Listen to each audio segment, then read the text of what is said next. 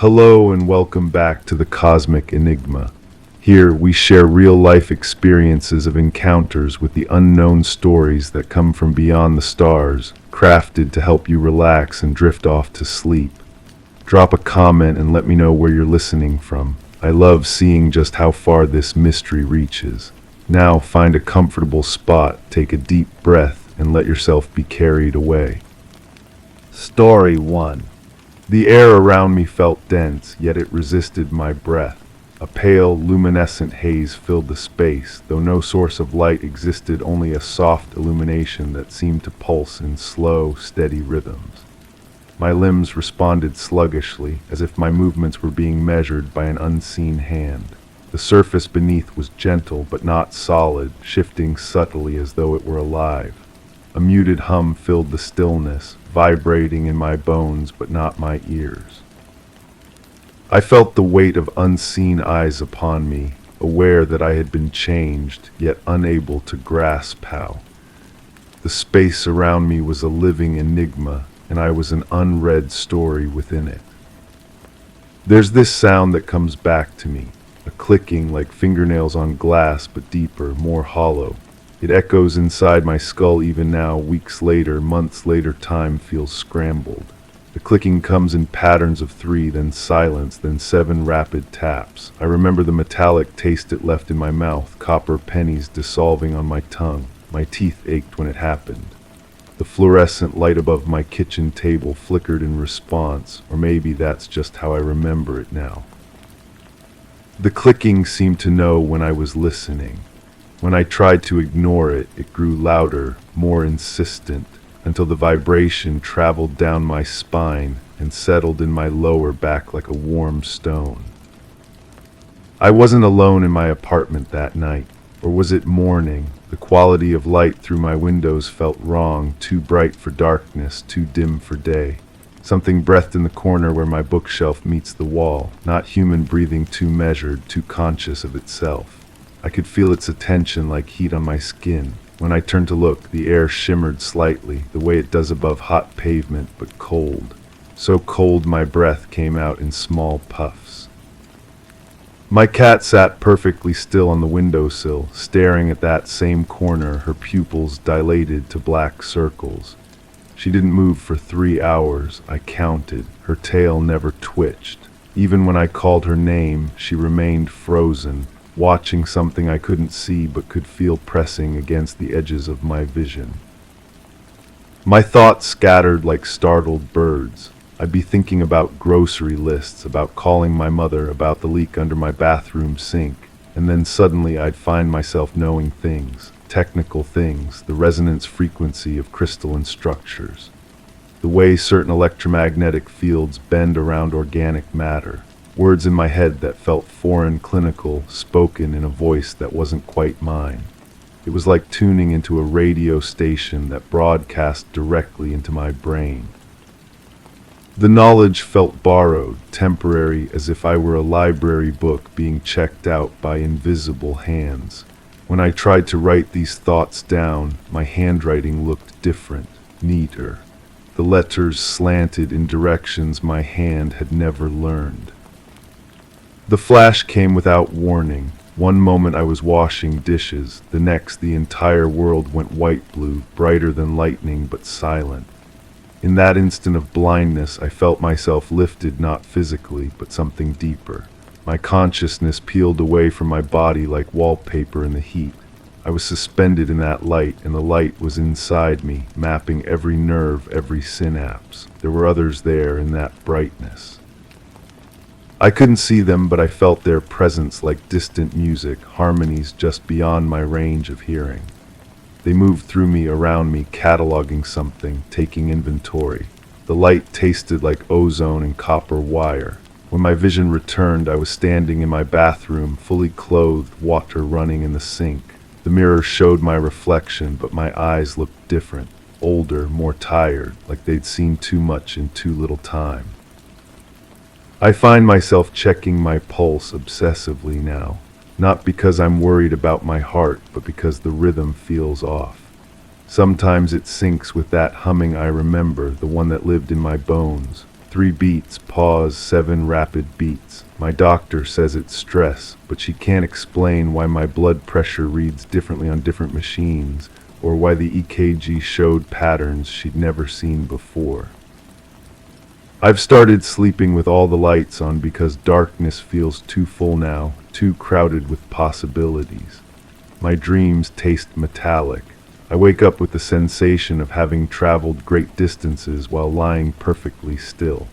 My sheets are always cold, even in summer, and sometimes I find small marks on my arms, not bruises, not cuts, just slight discolorations that fade within hours, like temporary tattoos applied by invisible hands.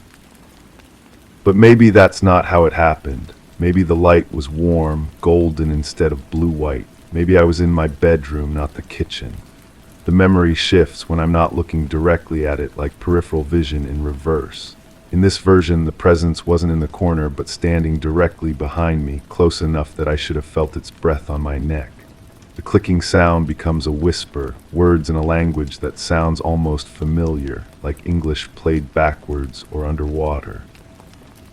My cat wasn't frozen, she was gone entirely, vanished from a locked apartment with no explanation. In this memory, the knowledge that flooded my mind wasn't technical but emotional, vast sadness and curiosity intertwined, the feeling of being very far from home. The marks on my arms weren't temporary, they're still there, faint but permanent, like constellations mapped onto my skin. I've stopped trying to understand what happened to me. Understanding requires linear thinking, cause and effect, and whatever this was exists outside those rules. Instead, I've learned to live with the gaps, the inconsistencies, the way my reflection sometimes lags a split second behind my movements. I've accepted that certain frequencies make my teeth ache, that I know things I never learned, that sometimes I catch myself humming melodies that don't exist in any earthly music. Clicking still comes, usually at 3 a.m., and I've learned not to fight it. I let it wash over me like rain, like static, like the sound of distant stars singing to each other across the void. Some experiences aren't meant to be remembered clearly, they're meant to be felt, carried like scars or blessings, permanent alterations to the fabric of who you are. I am different now, fundamentally changed in ways I can't articulate, and maybe that's enough. Maybe that's all I'm supposed to know. Story 2. It wasn't uncommon for the lights to flicker. Everyone said it was just the wiring, a relic from when the building was first constructed, but it never quite sat right with me. The hallway outside my apartment was dim as usual, with that faint smell of old paint and something else I never quite placed. I noticed the maintenance cart left by the elevator again, supplies scattered as if abandoned halfway through a task. I didn't look inside it. There was no real need since nothing seemed amiss. I walked past the door at the end of the hall, knowing it was slightly ajar, but I never checked to see if anyone was inside. I left my door unlocked that night, as if I was waiting for someone to notice. The first dream came on a Tuesday, I think, or maybe it was Wednesday. The days had been blending together lately, work stress making everything feel hazy and disconnected.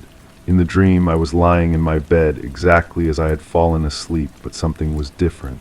There was a light outside my bedroom window, hovering just beyond the glass, not bright, not harsh, just there. A soft, oval glow that pulsed gently, like breathing. I remember thinking it was probably a helicopter, or maybe someone with a flashlight in a courtyard below. The logical part of my mind was still working, even in sleep. The light stayed for what felt like minutes, maybe hours. Dream time moved strangely. I wanted to get up and look closer, but my body felt heavy, weighted down by invisible blankets. The glow would intensify slightly, then dim, intensify, then dim. A rhythm that seemed almost familiar, like a song I'd heard before but couldn't quite remember. There was a sound too, so faint I might have imagined it. A low hum, constant and steady, like electrical equipment running somewhere far away. When I woke up, sunlight was streaming through the same window. No light, no sound, just the usual morning traffic and the neighbor's dog barking. I dismissed it immediately. Stress dreams were nothing new. The mind processes anxiety in strange ways, creating scenarios that feel significant but mean nothing at all. I made coffee, showered, went to work. The dream faded like they always do, becoming just another forgotten fragment of sleep. But it came back. The second time, everything was the same but more. The light outside the window, that same oval glow, pulsing with its steady rhythm. But now I could feel something else, a presence that seemed to extend beyond what I could see. The hum was clearer this time, more defined. It wasn't just electrical noise. There was a pattern to it, modulations that rose and fell like a voice speaking in frequencies I couldn't quite decode. The sound seemed to come from everywhere at once, not just outside, but inside the walls, inside my head. I tried harder to move in this dream, to sit up and get a better look, but my body remained heavy and unresponsive. The light pulsed faster now, and with each pulse I felt a strange tingling sensation, like static electricity building up in the air around me. The metallic voice became more distinct, though I still couldn't make out words. It was speaking to me, or about me, in tones that shifted between questioning and instructive. The rhythm of it matched the pulsing light perfectly. Time stretched in that peculiar way dreams have. I might have been lying there for minutes or hours, watching the light, listening to the voice that wasn't quite a voice. The sensation of being observed grew stronger, as if something was studying me with the same intensity I was trying to study it. Then, just as I felt I might finally understand what the voice was saying, I woke up. This time the transition felt different, less like waking up and more like surfacing from deep water. My bedroom looked exactly the same, but something felt displaced. The air seemed thicker, charged with the same static feeling from the dream. I lay still for several minutes, listening for the hum, but heard only silence. It was when I got up to use the bathroom that I noticed the first trace. On my nightstand, my phone was face down. I never leave my phone face down. It's a small habit, insignificant to most people, but I always place it face up so I can see the screen. Always. I picked it up and found 3 missed calls from a number I didn't recognize. No voicemail, no text messages, just 3 calls made while I was asleep. When I tried to call the number back, I got a recording saying it was disconnected. The rational explanations came easily. Maybe I knocked the phone over in my sleep. Maybe the calls were spam, robo-dialers that had already moved on to other numbers. Maybe I was remembering my habits wrong. Stress can make you forget small details, mix up routines. I went about my morning as usual, but the feeling of displacement lingered, like wearing clothes that almost fit but not quite. At work, my computer screen flickered intermittently. The IT department said it was probably the graphics card, nothing unusual, but the pattern of the flickering seemed familiar. Brief moments of darkness followed by normal display, darkness, normal, a rhythm I'd seen before somewhere else. I found myself counting the intervals, waiting for the next flicker, but couldn't place why it mattered. The third dream arrived with more intensity than I was prepared for. This time I wasn't just observing, I was participating. The light outside the window was closer now, almost touching the glass. Its glow filled my bedroom with soft, shifting shadows that moved independently of any light source. The humming sound had evolved into something more complex, layered frequencies that seemed to carry meaning just beyond my comprehension. But the most unsettling change was that I could move.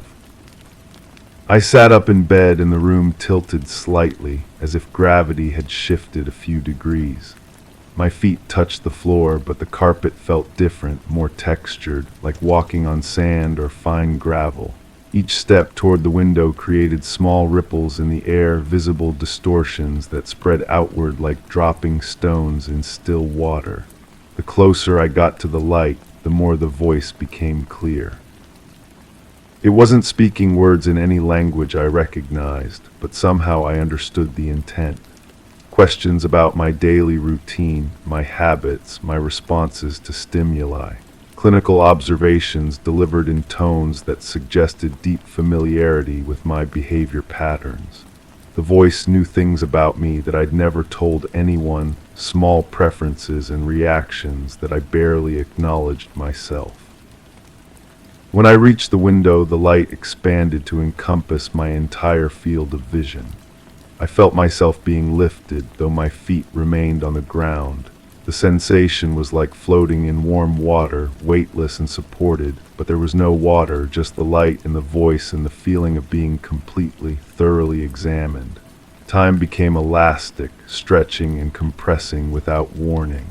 I experienced moments that lasted hours and hours that passed in seconds. The voice asked me to remember things I'd forgotten, to recall experiences that felt simultaneously foreign and familiar. Images flashed through my mind, sterile rooms with white walls, tables with restraints, needles and monitors and faces I couldn't quite see. But these weren't my memories. They belonged to someone else, someone who looked like me but wasn't me. Or maybe they were my memories and I was the someone else. I tried to speak, to ask questions of my own, but my voice came out as the same modulated frequencies I'd been hearing. The words I intended to say transformed into electronic tones that harmonized with the background hum. I was speaking their language now, or they were speaking mine, and the distinction no longer seemed important. When I woke up this time, I wasn't in my bed. I was standing at my bedroom window, palm pressed against the glass, staring out at the empty courtyard below. The position was exactly as I'd been in the dream, and my hand left a clear print on the window that hadn't been there before. My feet were dirty, covered with fine grit that looked like sand or concrete dust. There was no sand or concrete dust anywhere in my apartment. The displacement was no longer subtle. Objects throughout my home were slightly out of place in ways that suggested someone had been there, someone who knew my routines well enough to almost put things back correctly. Almost, but not quite. Books rearranged on shelves, kitchen items moved from their usual spots, clothes in my closet hanging in different orders. Nothing missing, nothing broken, just everything shifted by degrees. I found marks on my arms that I didn't remember getting. Small, precise punctures that could have been insect bites or injection sites. They didn't hurt, didn't itch, just existed as evidence of something I couldn't recall experiencing. When I touched them, they felt slightly numb, as if the skin had been treated with a mild anesthetic. The phone calls continued, always while I slept, always from numbers that were disconnected when I tried to return them. My computer's flickering became more frequent, and I began to notice that the pattern corresponded exactly to the pulsing rhythm of the light in my dreams.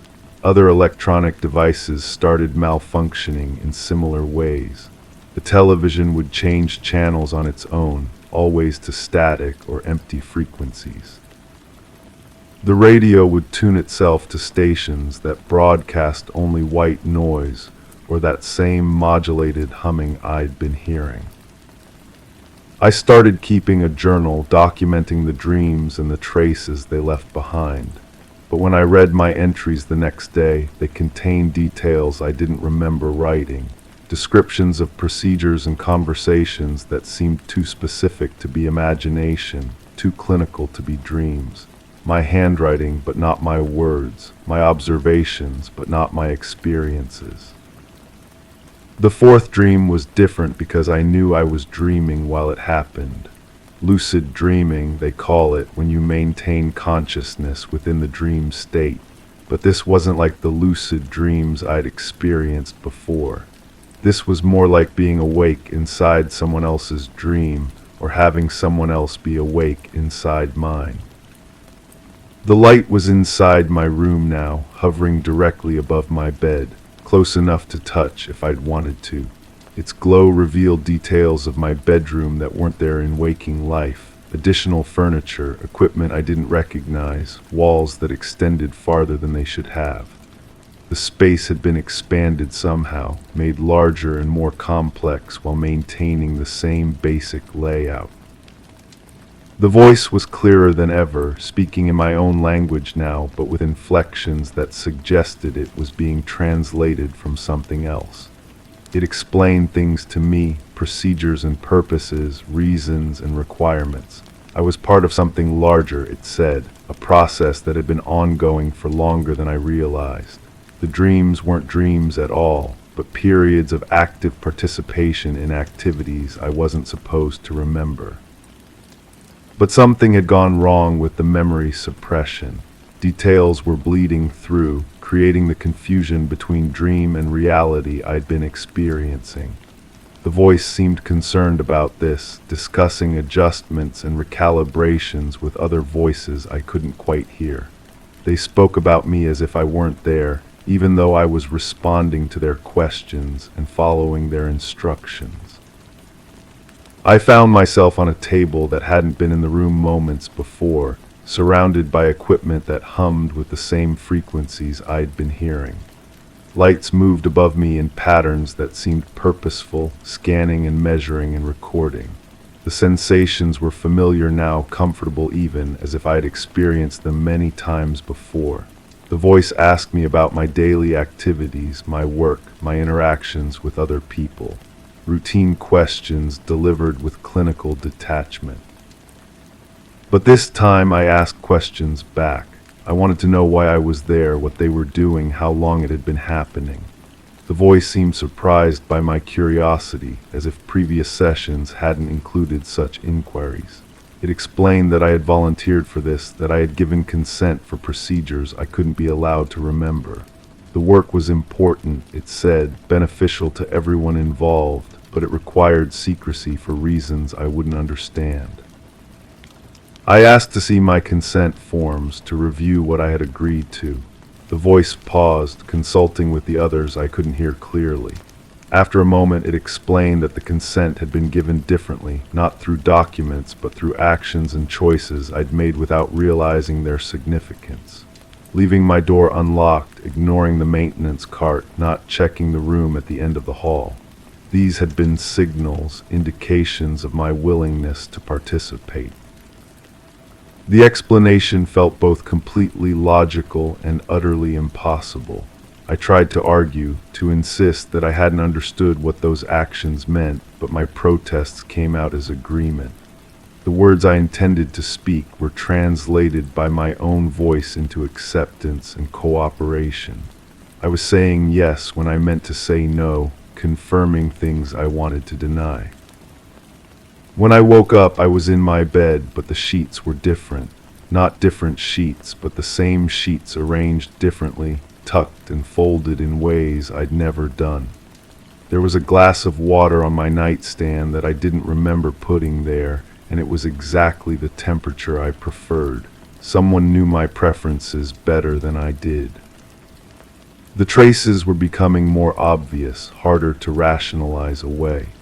I found receipts in my wallet for purchases I didn't remember making, items I didn't recognize. Food in my refrigerator that I hadn't bought, arranged exactly as I would have arranged it. My car's odometer showed additional miles I couldn't account for, but the fuel gauge was exactly where I'd left it, as if someone had driven somewhere and then refilled the tank to hide the evidence. I tried staying awake, drinking coffee and keeping lights on, but sleep came anyway. Not natural sleep, but a sudden, overwhelming unconsciousness that felt more like anesthesia than fatigue. I would be alert one moment and gone the next, with no transition period, no gradual drowsiness. Just awareness, then nothing, then awareness again, with more time missing than should have been possible. The dreams continued, but now I remembered them with perfect clarity.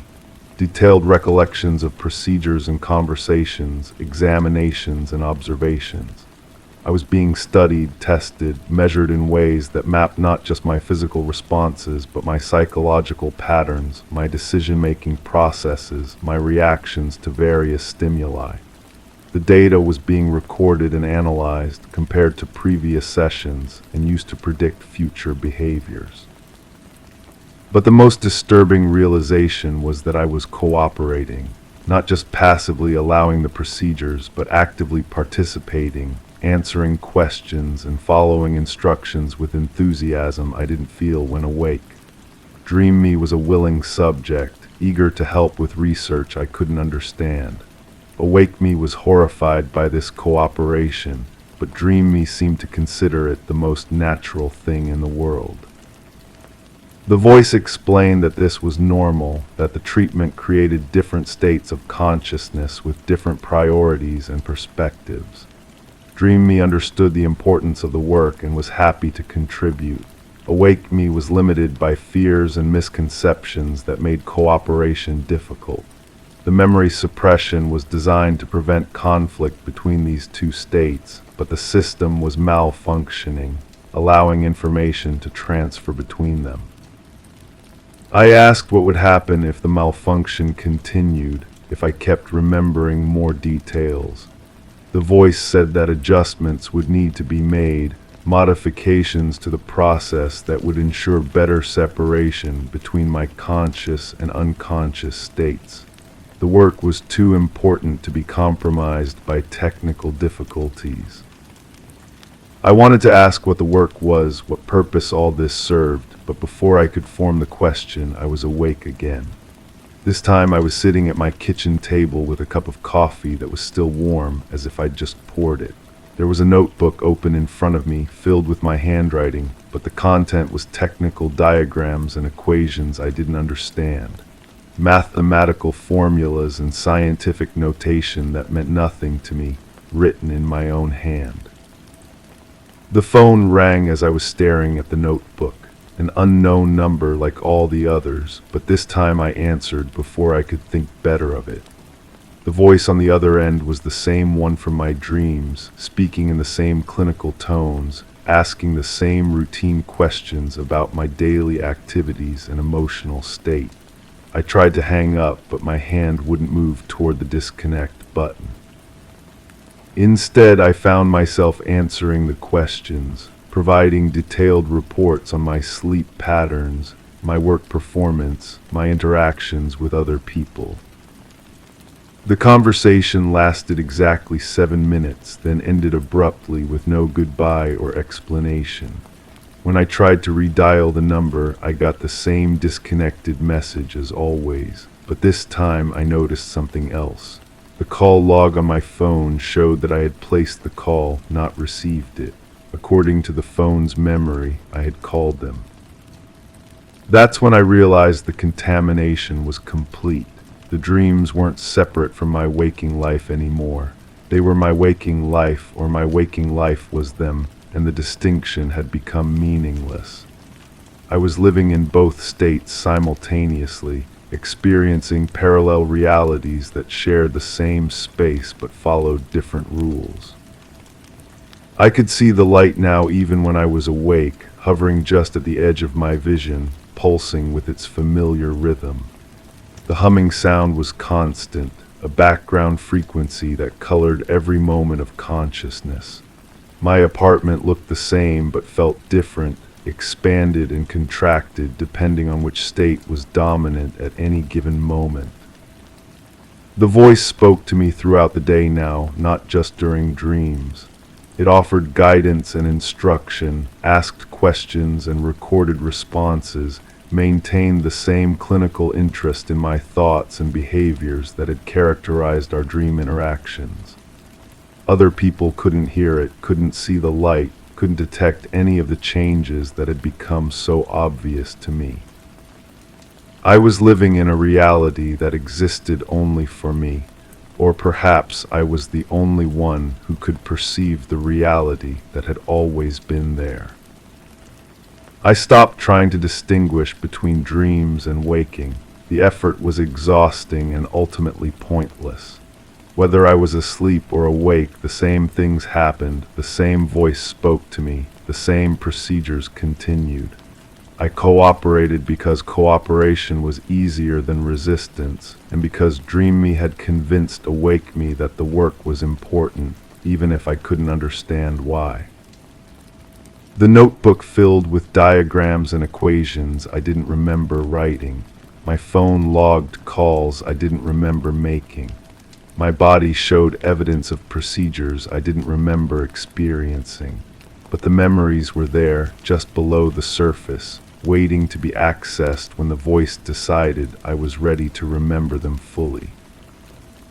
I began to suspect that I had never actually been asleep during any of this. The dreams were just a way of categorizing experiences that didn't fit into my normal understanding of reality.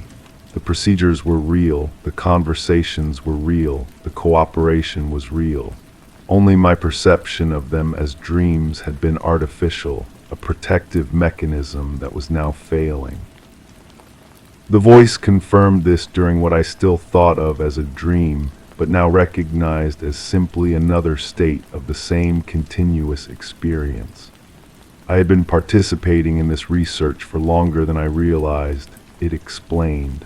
The memory suppression had been so effective that I'd forgotten not just the sessions themselves, but the entire context in which they occurred. My normal life, my job, my daily routines were all maintained as a kind of baseline, a control condition against which the effects of the procedures could be measured.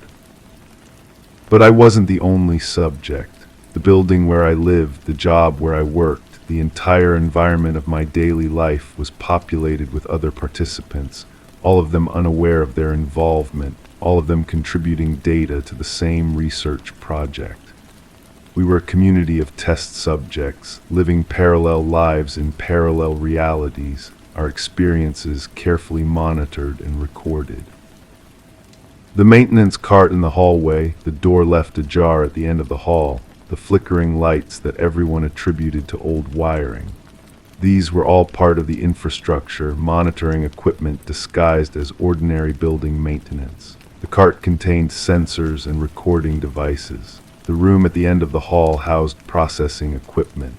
The flickering lights were data transmission signals, carrying information about our activities and responses.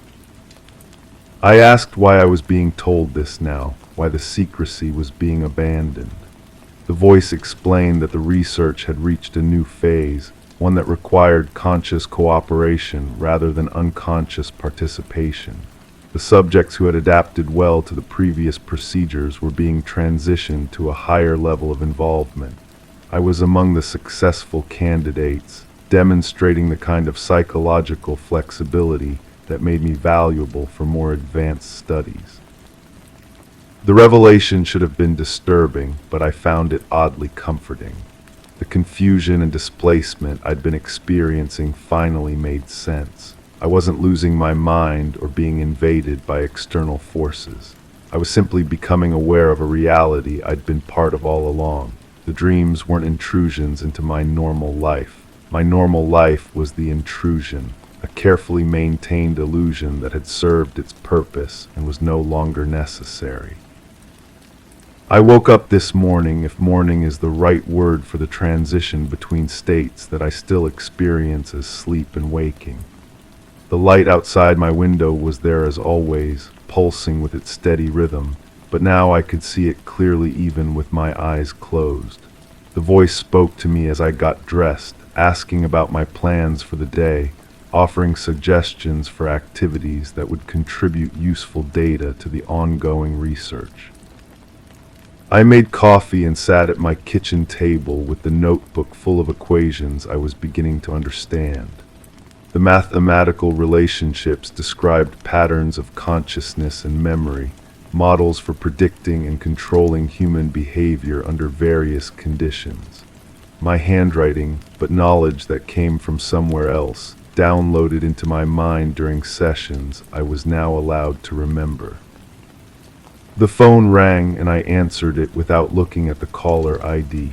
The voice on the other end asked the usual questions about my emotional state and daily activities, but this time I understood the purpose behind the inquiries. My responses were being compared to baseline measurements, analyzed for changes that might indicate successful integration of the new protocols. When the call ended, I noticed something that hadn't been there before. On my kitchen counter next to the coffee maker, there was a small device I didn't recognize. It looked like a cross between a radio and a medical monitor, with displays showing readings I couldn't interpret but somehow knew were measurements of my vital signs and brain activity. The device hadn't been there yesterday, but it felt like it had always been part of my kitchen, as natural and necessary as the coffee maker itself. I picked up the device and examined it more closely. The displays showed real-time data, numbers and waveforms that shifted as I moved and thought and breathed. When I focused on the light outside my window, certain readings spiked. When I listened to the voice that was always speaking now, other measurements fluctuated in response. The device was monitoring my reactions to stimuli that most people couldn't perceive, tracking my progress in adapting to expanded sensory input.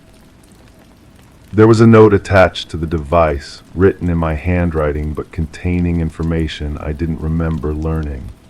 Instructions for daily calibration procedures, schedules for data transmission, protocols for reporting unusual experiences or side effects.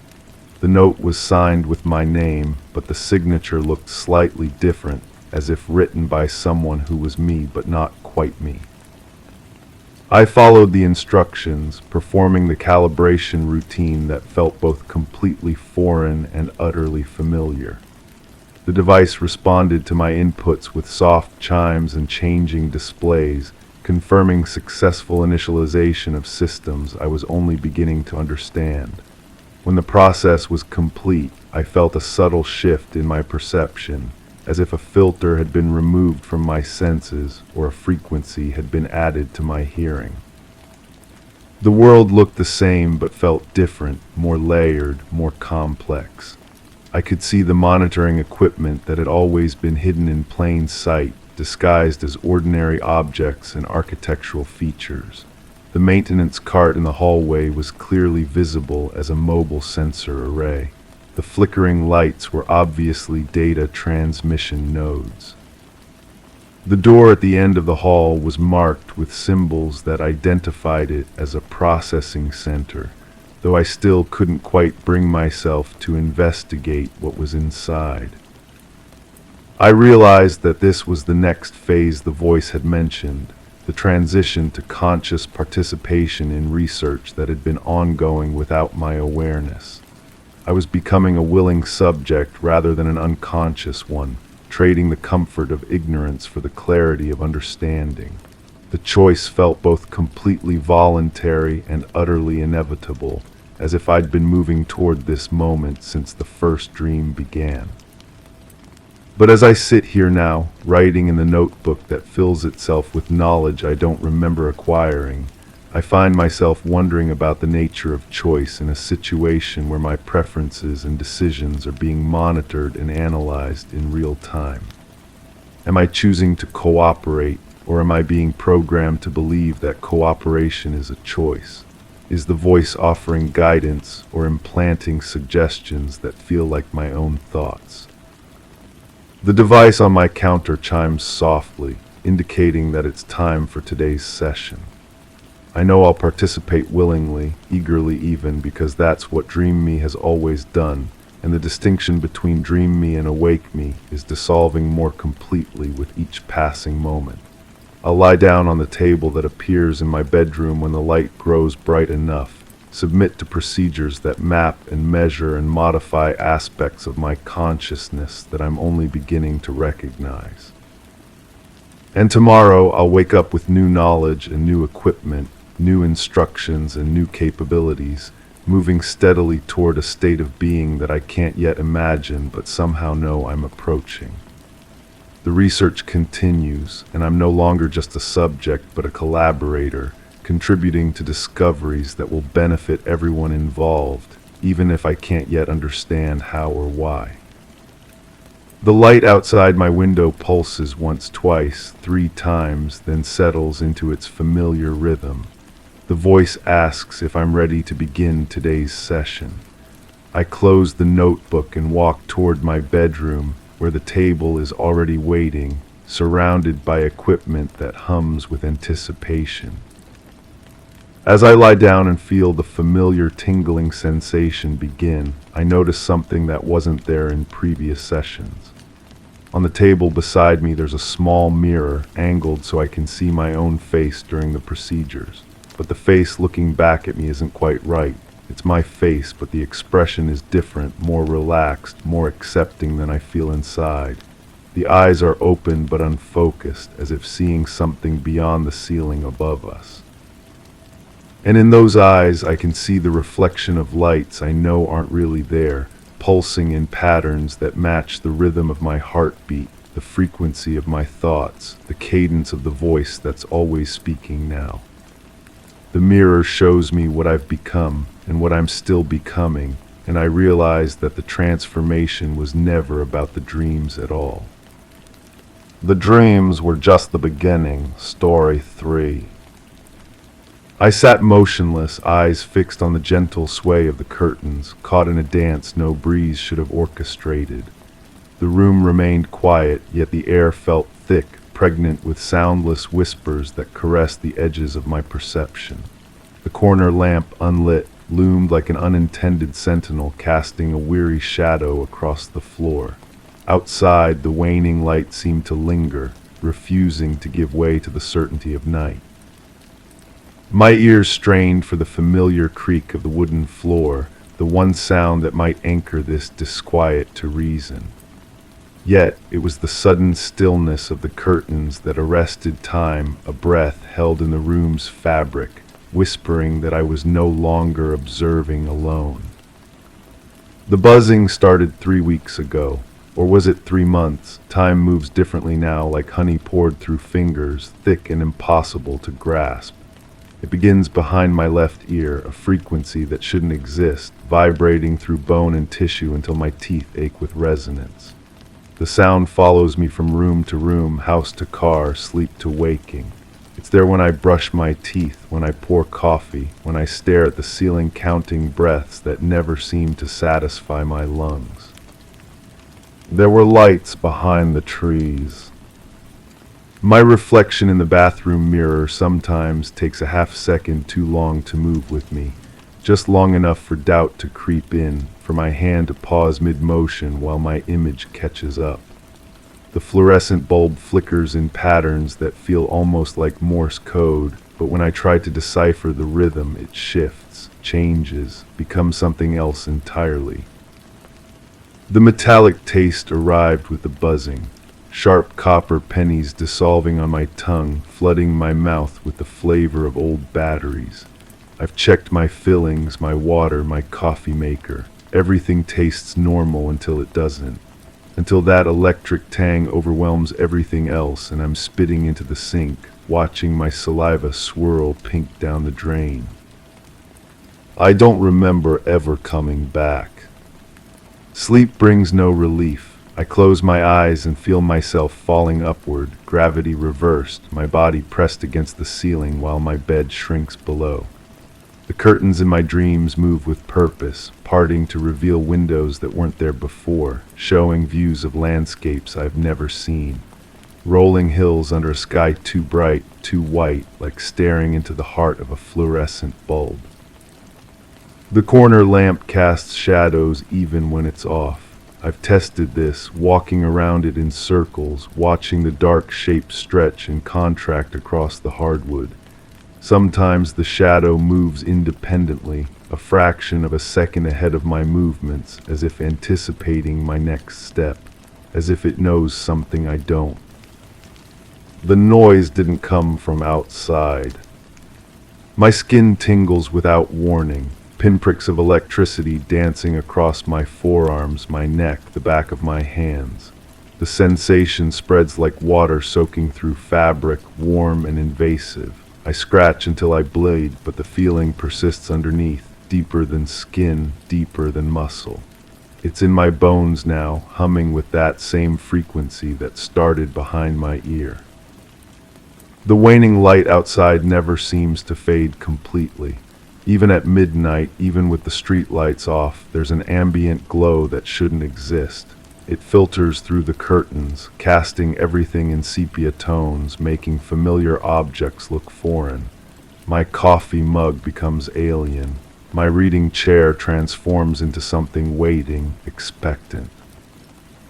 There were lights behind the trees, moving in formation. I've started leaving doors open throughout the house. Not intentionally, but I find them that way. The bedroom door, always closed at night, stands ajar come morning. The basement door, which I never use, hangs half open like a mouth mid-sentence. The front door remains locked, but the chain hangs loose, swaying slightly as if someone just passed through. The buzzing intensifies when I approach mirrors. Any reflective surface sends the frequency spiraling higher until my vision blurs and my hands shake. I've covered the bathroom mirror with a towel, but I can still feel it watching from underneath the terry cloth, waiting, patient. My footsteps echo wrong in the hallway. Instead of the familiar creak and thud of shoe on wood, there's a hollow resonance, as if I'm walking across a vast, empty space. The sound arrives a beat after my feet touch down, creating a rhythm that doesn't match my gait. Step, pause, echo, step, pause, echo, like someone following just behind, matching my pace. I don't remember ever coming back, but the car keys are always in my pocket.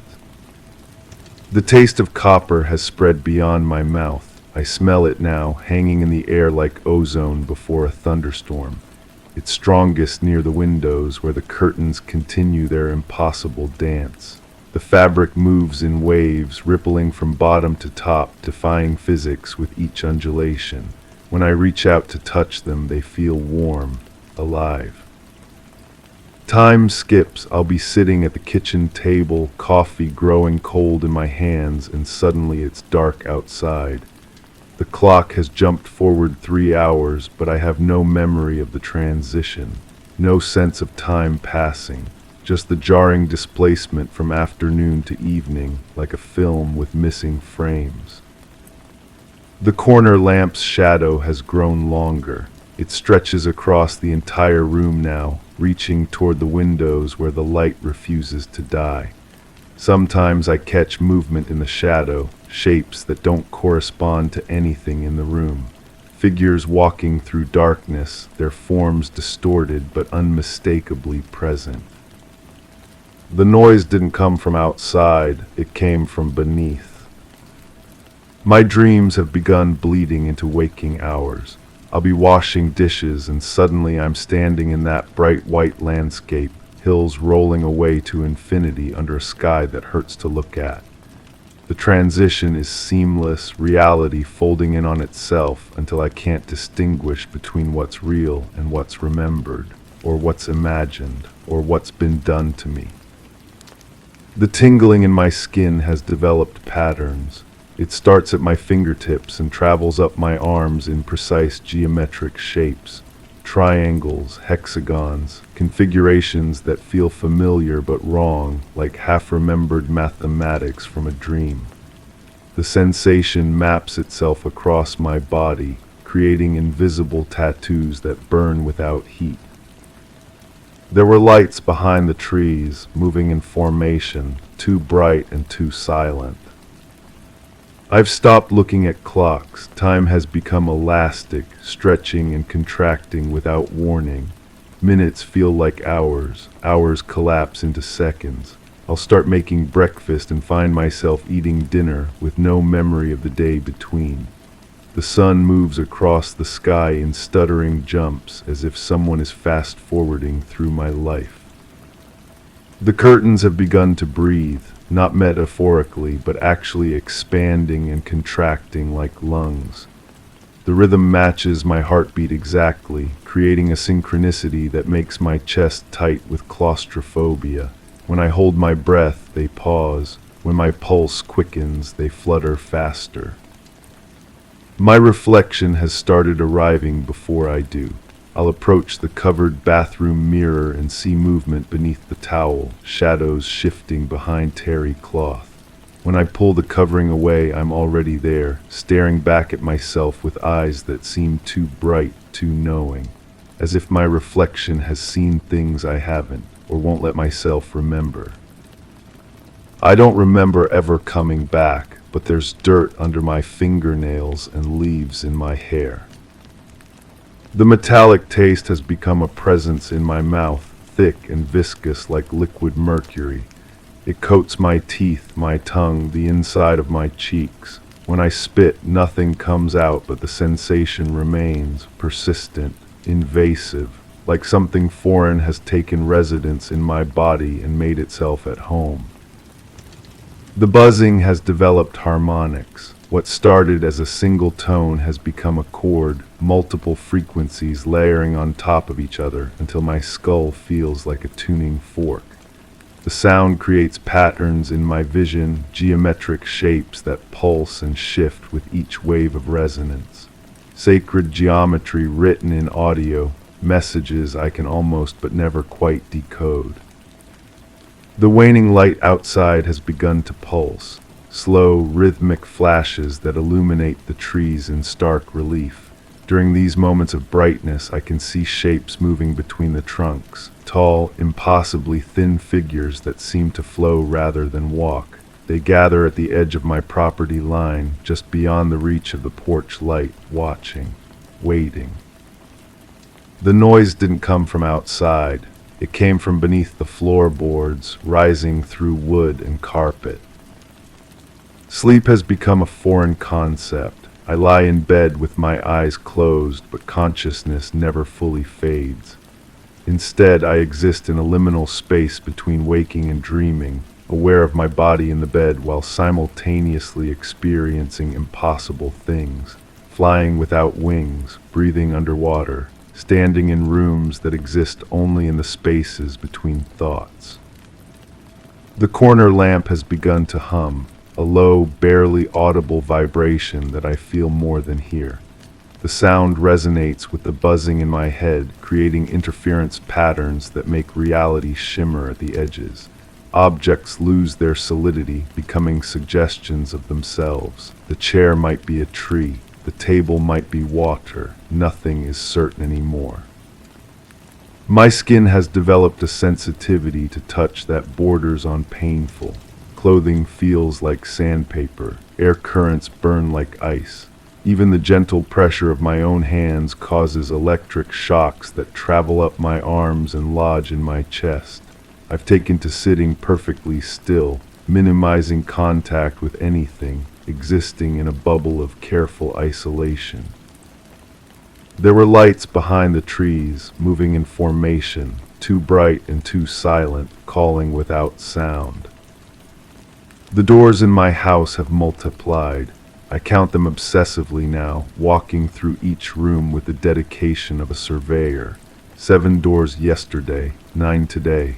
The extras appear in walls where walls shouldn't have openings, leading to spaces that shouldn't exist. I haven't opened them yet. I'm not sure I want to know where they led. Time has begun moving backward. I'll finish a cup of coffee and find it full again. I'll watch the sun set and then rise from the same position. Conversations play in reverse, words unspoken, thoughts unthought. I'm aging in reverse, my memories unraveling like film rewound too fast. The curtains have stopped moving entirely. They hang motionless now, but the stillness is more unsettling than their previous dance. It's the stillness of held breath, of coiled springs, of predators frozen mid-hunt. The fabric seems to vibrate with potential energy, as if it might explode into motion at any moment.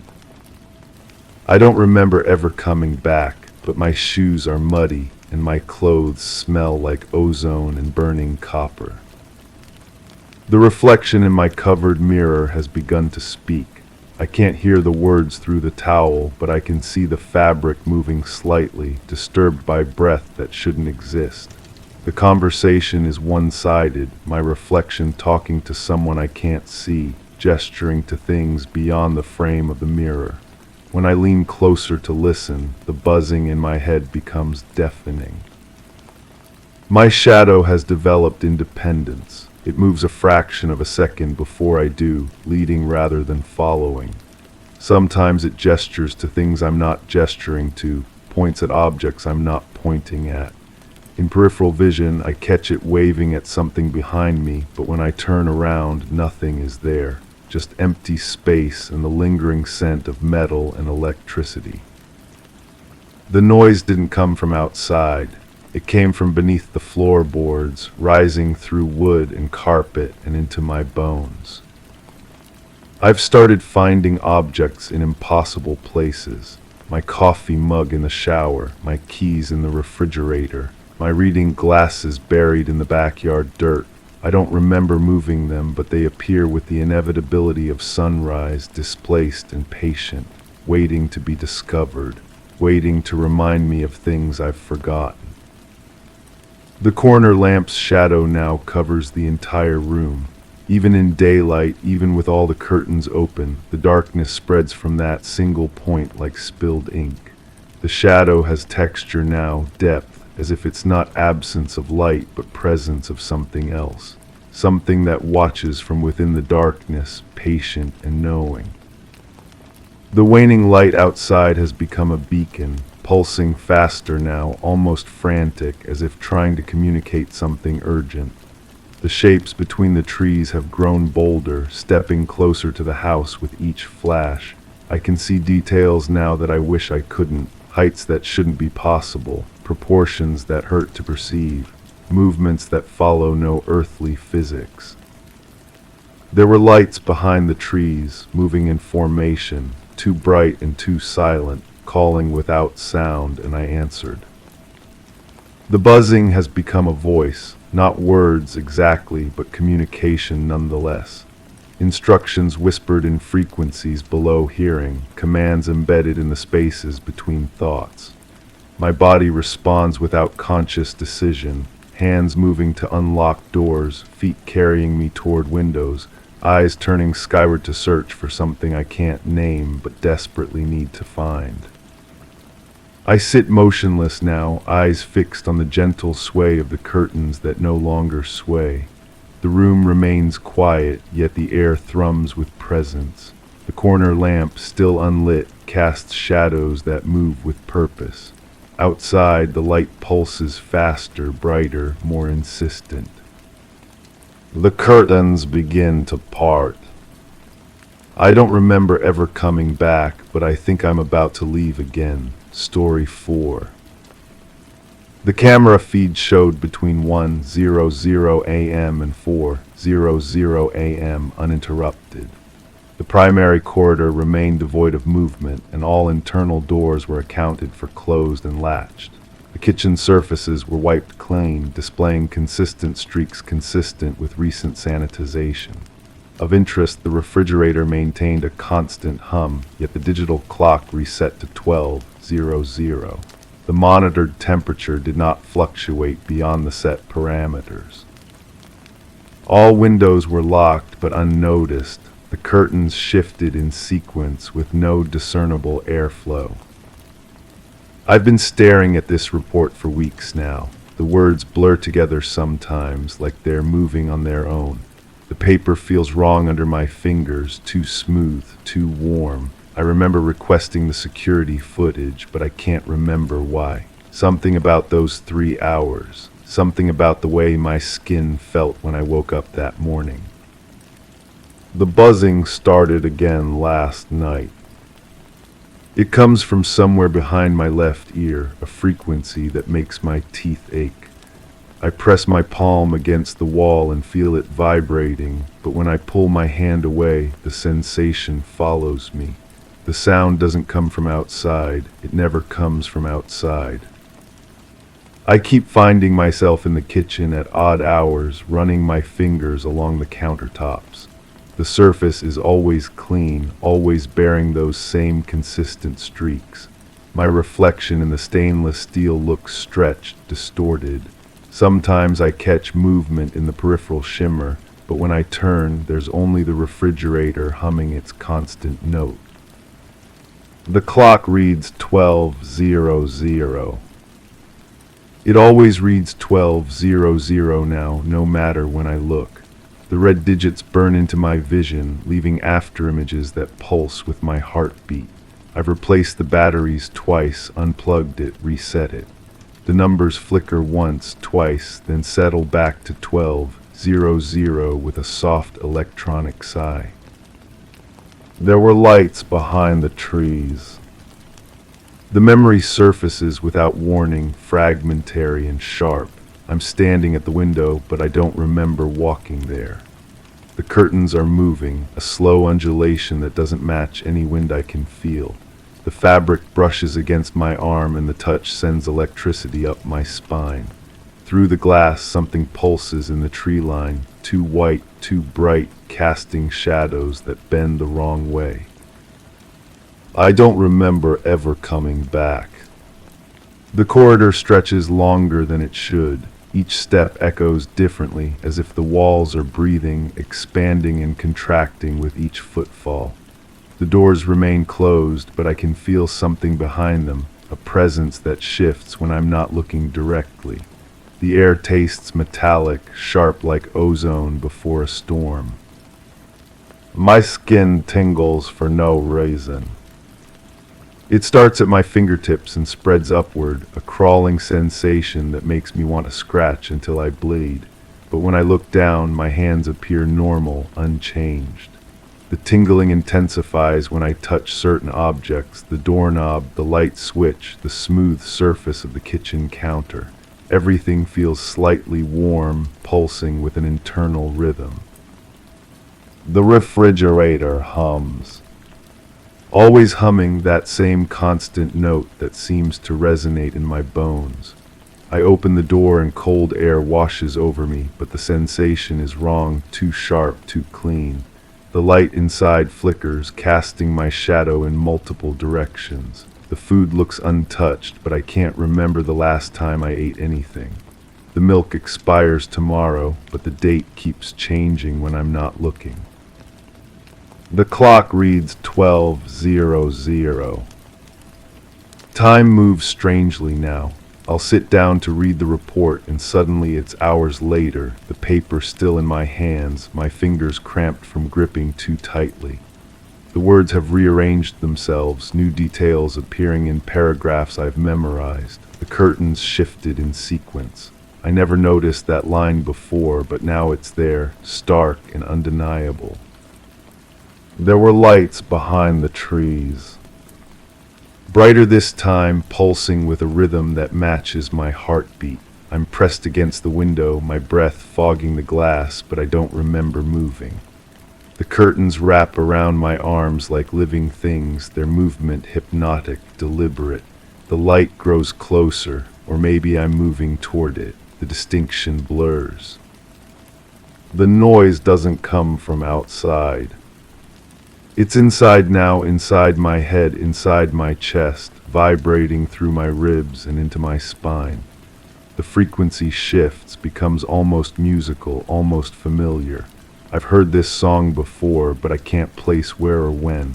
It makes my vision swim, makes the walls breathe, makes the air taste of copper and electricity. I keep finding myself in the corridor. Walking, always walking, but never arriving anywhere.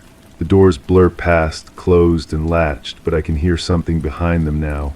A soft rustling like fabric, like breathing, like whispers in a language I almost understand. The temperature doesn't fluctuate, but I'm shivering, goosebumps rising on my arms despite the warmth. My reflection looks wrong. In the kitchen surfaces, in the window glass, in the dark screen of the television. The features are mine, but the expression is foreign, too calm, too knowing. Sometimes the reflection moves a fraction of a second before I do, or continues moving after I stop. The eyes are the worst part, too bright, too aware, holding knowledge I don't remember gaining. The clock reads 12:00. But now the digits flicker, cycling through other numbers too fast to read before settling back to that eternal midnight.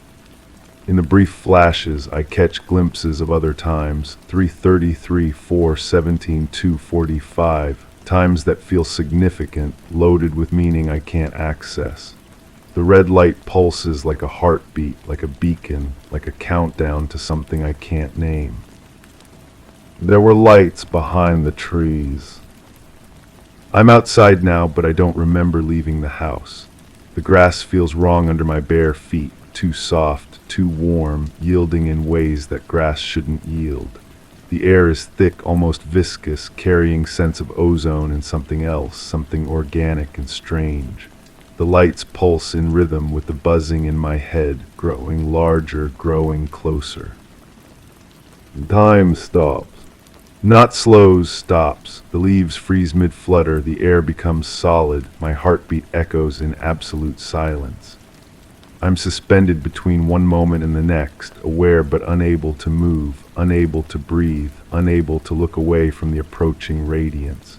The light isn't light anymore, it's something else, something that touches without touching, sees without eyes, speaks without sound. I don't remember ever coming back. But I'm in the kitchen again, reading the report, the paper warm and pulsing in my hands. The clock reads 12:00. The refrigerator hums its constant note. The curtains shift in sequence with no discernible airflow, and I know with absolute certainty that I'm about to walk to the window. The cycle begins again. The buzzing starts behind my left ear, and my skin begins to tingle. Somewhere in the tree line, lights are beginning to pulse, and I can feel myself standing, moving toward the window, toward the curtains that will wrap around my arms like living things. The clock will read 12:00, and time will stop, and I won't remember coming back. But I always do come back. Don't I? The camera feed shows between 1:00 a.m. and 4:00 a.m., uninterrupted, and I'm staring at the report again, the words blurring together like they're moving on their own. The paper feels wrong under my fingers, too smooth, too warm, and I can't remember why I requested the security footage. The buzzing starts again, story 5. I stood at the edge of the room, eyes fixed on the lone curtain swaying ever so slightly. The air was still, yet the fabric moved, teasing a breeze that wasn't there. My heart synced with every subtle shift, waiting for a certainty to surface in the silence. A thread of light from a distant street lamp traced along the floor, crooked and hesitant. Every creak in the wooden floor seemed to prelude something just out of sight, yet nothing emerged. It was then I noticed the shadow on the wall longer, and reaching further than it had moments ago. To whoever finds this letter, if anyone ever does.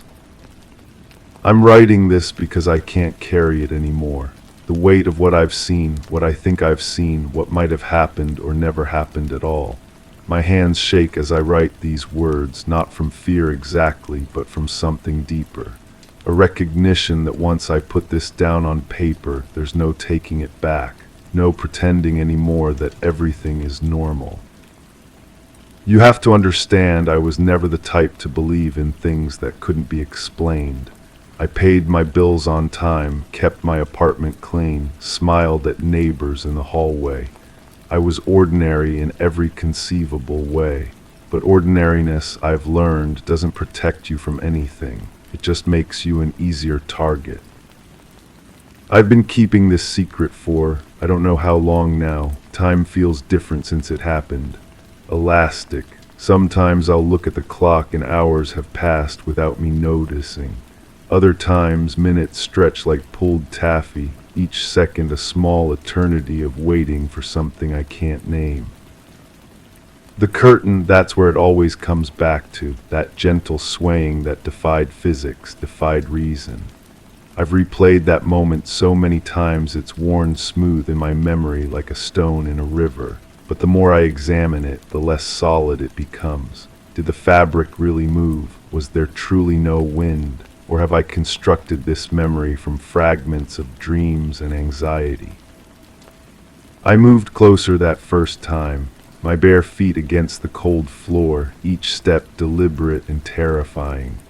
The shadow on the wall grew longer as I approached, but when I turned to see what was casting it, there was nothing. Just me, standing alone in a room that suddenly felt too large and too small at the same time. The light from outside flickered, not the street lamp that remained steady. The light itself seemed to hesitate, as if something had passed through it, something invisible, something that existed in the spaces between seeing and not seeing. I touched the curtain. The fabric was warm. That detail haunts me more than anything else. Fabric doesn't generate heat. It absorbs it, reflects it, but it doesn't create it from nothing. Yet under my fingertips, the material pulsed with a gentle warmth that reminded me of breathing, of something alive. I jerked my hand back and the warmth followed, traveled up my arm like water, settling somewhere behind my ribs where it's remained ever since. A constant presence, a reminder. The nights after that became exercises in endurance. I'd lie in bed, covers pulled to my chin, listening to sounds that weren't quite sounds, footsteps that stopped when I held my breath, whispers that might have been the heating system or might have been something else entirely.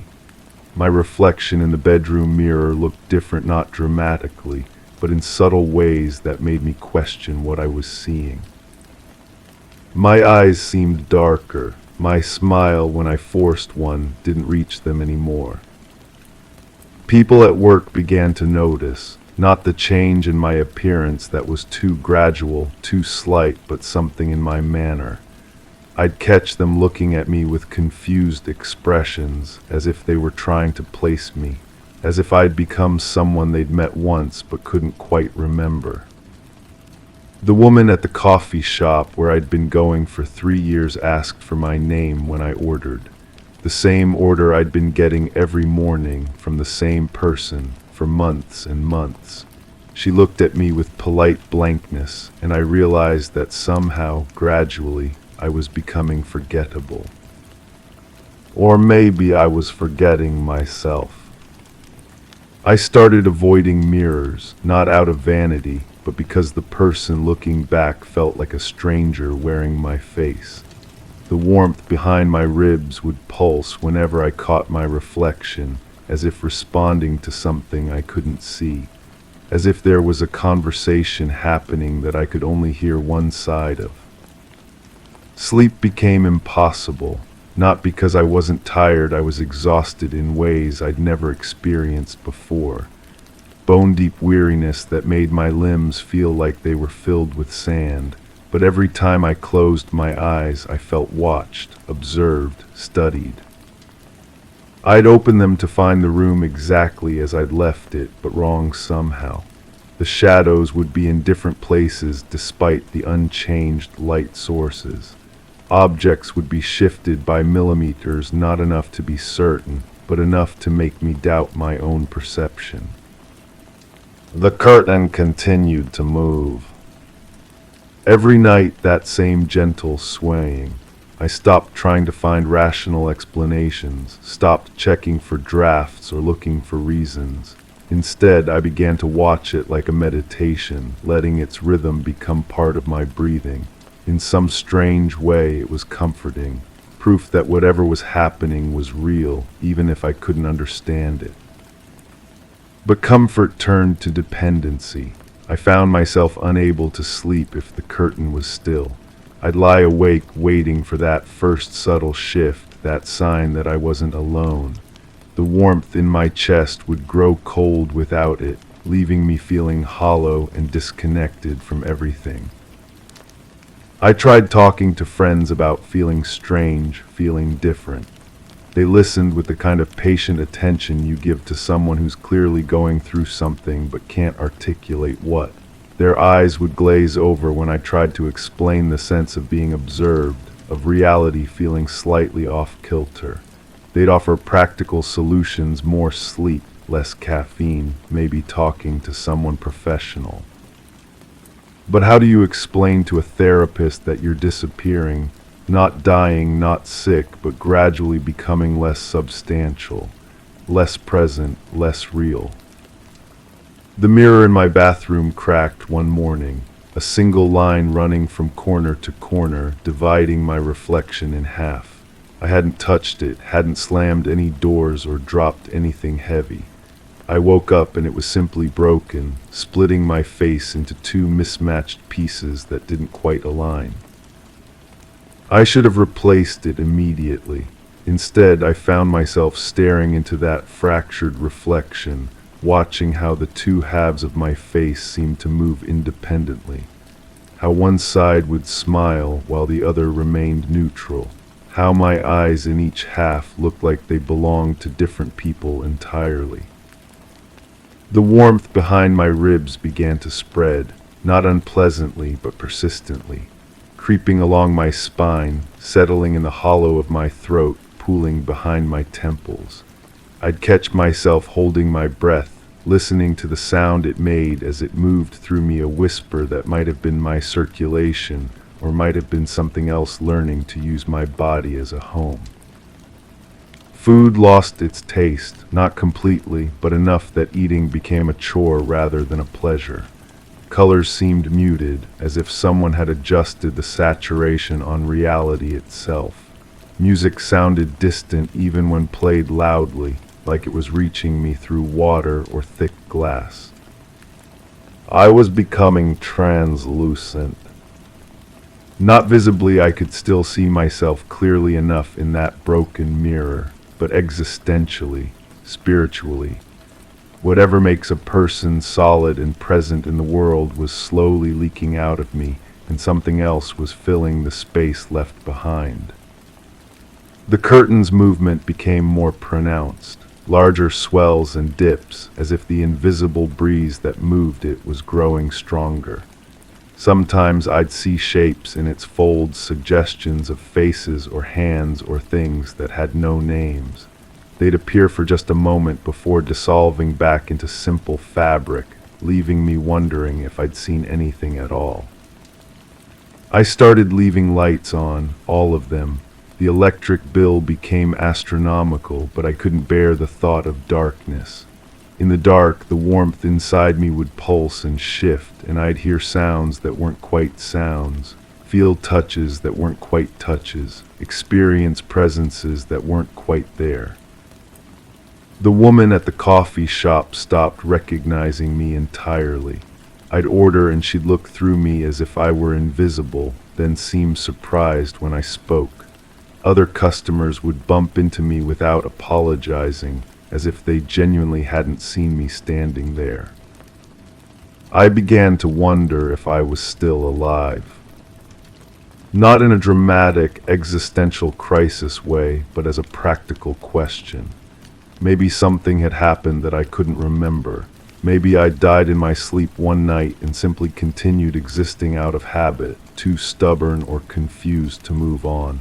It would explain the fading, the forgetting, the way reality seemed to be gently rejecting my presence. But dead people don't feel warmth spreading through their chests. Dead people don't watch curtains move in impossible breezes. Dead people don't write letters to nobody about things that might not have happened. Do they? I've stopped going to work, stopped answering my phone. The world outside my apartment feels hostile now, full of people who look through me and sounds that seem to come from too far away. I order groceries online and leave the money under the doormat, because half the time the delivery person acts like no one answered the door even when I'm standing right there. The curtain moves constantly now, great sweeping motions that should be impossible for such light fabric. Sometimes it moves toward me, reaching out like an arm or a wing. Other times it pulls back, creating deep shadows in its folds that seem to extend further than they should. I've started talking to it, not words exactly, but sounds, humming along with the rhythm of its movement, matching my breathing to its sway. The warmth in my chest responds, pulsing in harmony, and for brief moments I feel less alone than I have in. however long this has been going on. Time is completely meaningless now. I'll start writing a sentence and finish it to find the light outside has changed from day to night.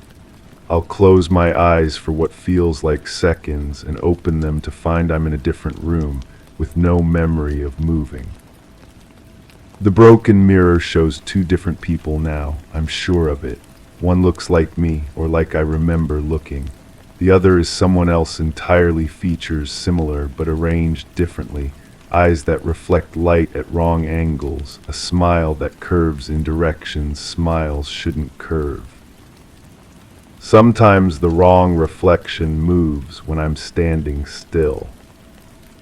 I think I understand now what's happening, though understanding might not be the right word. It's more like acceptance, recognition. I'm being replaced slowly and gently by something that finds my shape convenient.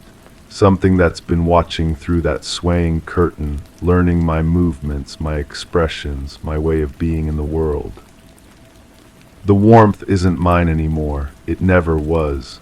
It's been preparing me, making me ready, making me willing to step aside so something else can step forward. I should be terrified. I should be fighting this, screaming, demanding answers, clinging to my sense of self with desperate fingers. But the warmth makes everything feel distant and unimportant. My life, my identity, my existence, they're just temporary arrangements anyway. Nothing lasts forever. Nothing stays the same. Maybe this is just another kind of change. The curtain has stopped moving. For the first time since this all began, it hangs perfectly still. The warmth in my chest has spread everywhere now, filling me completely, and I can barely feel my own heartbeat beneath it. My reflection in the broken mirror is almost entirely the other person now, just traces of who I used to be, fading like smoke. I don't think I'll finish this letter. My hand is getting hard to control, and the words seem less important with each sentence. Whoever finds this, if anyone does, if anyone can still see me clearly enough to find anything I've left behind, just know that it wasn't painful. Whatever happened, whatever's happening, it feels more like falling asleep than like ending. The street light outside is flickering now. The same hesitant light I saw that first night, uncertain and strange, but I'm not afraid of it anymore. I'm not afraid of anything. The warmth has taken care of that, dissolved all my sharp edges into something softer and more accommodating. I can see myself in the window now, reflected against the darkness outside, but it's not me anymore, not really. It's someone wearing my face, someone who knows how to smile my smile and move with my gestures, but isn't quite. The curtain is moving again, one final, gentle sway. I think it's time to go. Story 6. I sat motionless, eyes locked on the open book across the room. Pages lay flat against the wooden surface, yet a whispering rustle reached my ears. The faint sway of curtains without a breeze made the air feel thick, dense with anticipation. Light slid lazily across the room, stretching shadows into awkward angles. I waited, feeling the weight of time, aware of the air shifting ever so slightly. My focus narrowed, senses pricked for a sign, but clarity remained elusive. Then, as if carried by invisible hands, a page flipped over silently, revealing nothing at all.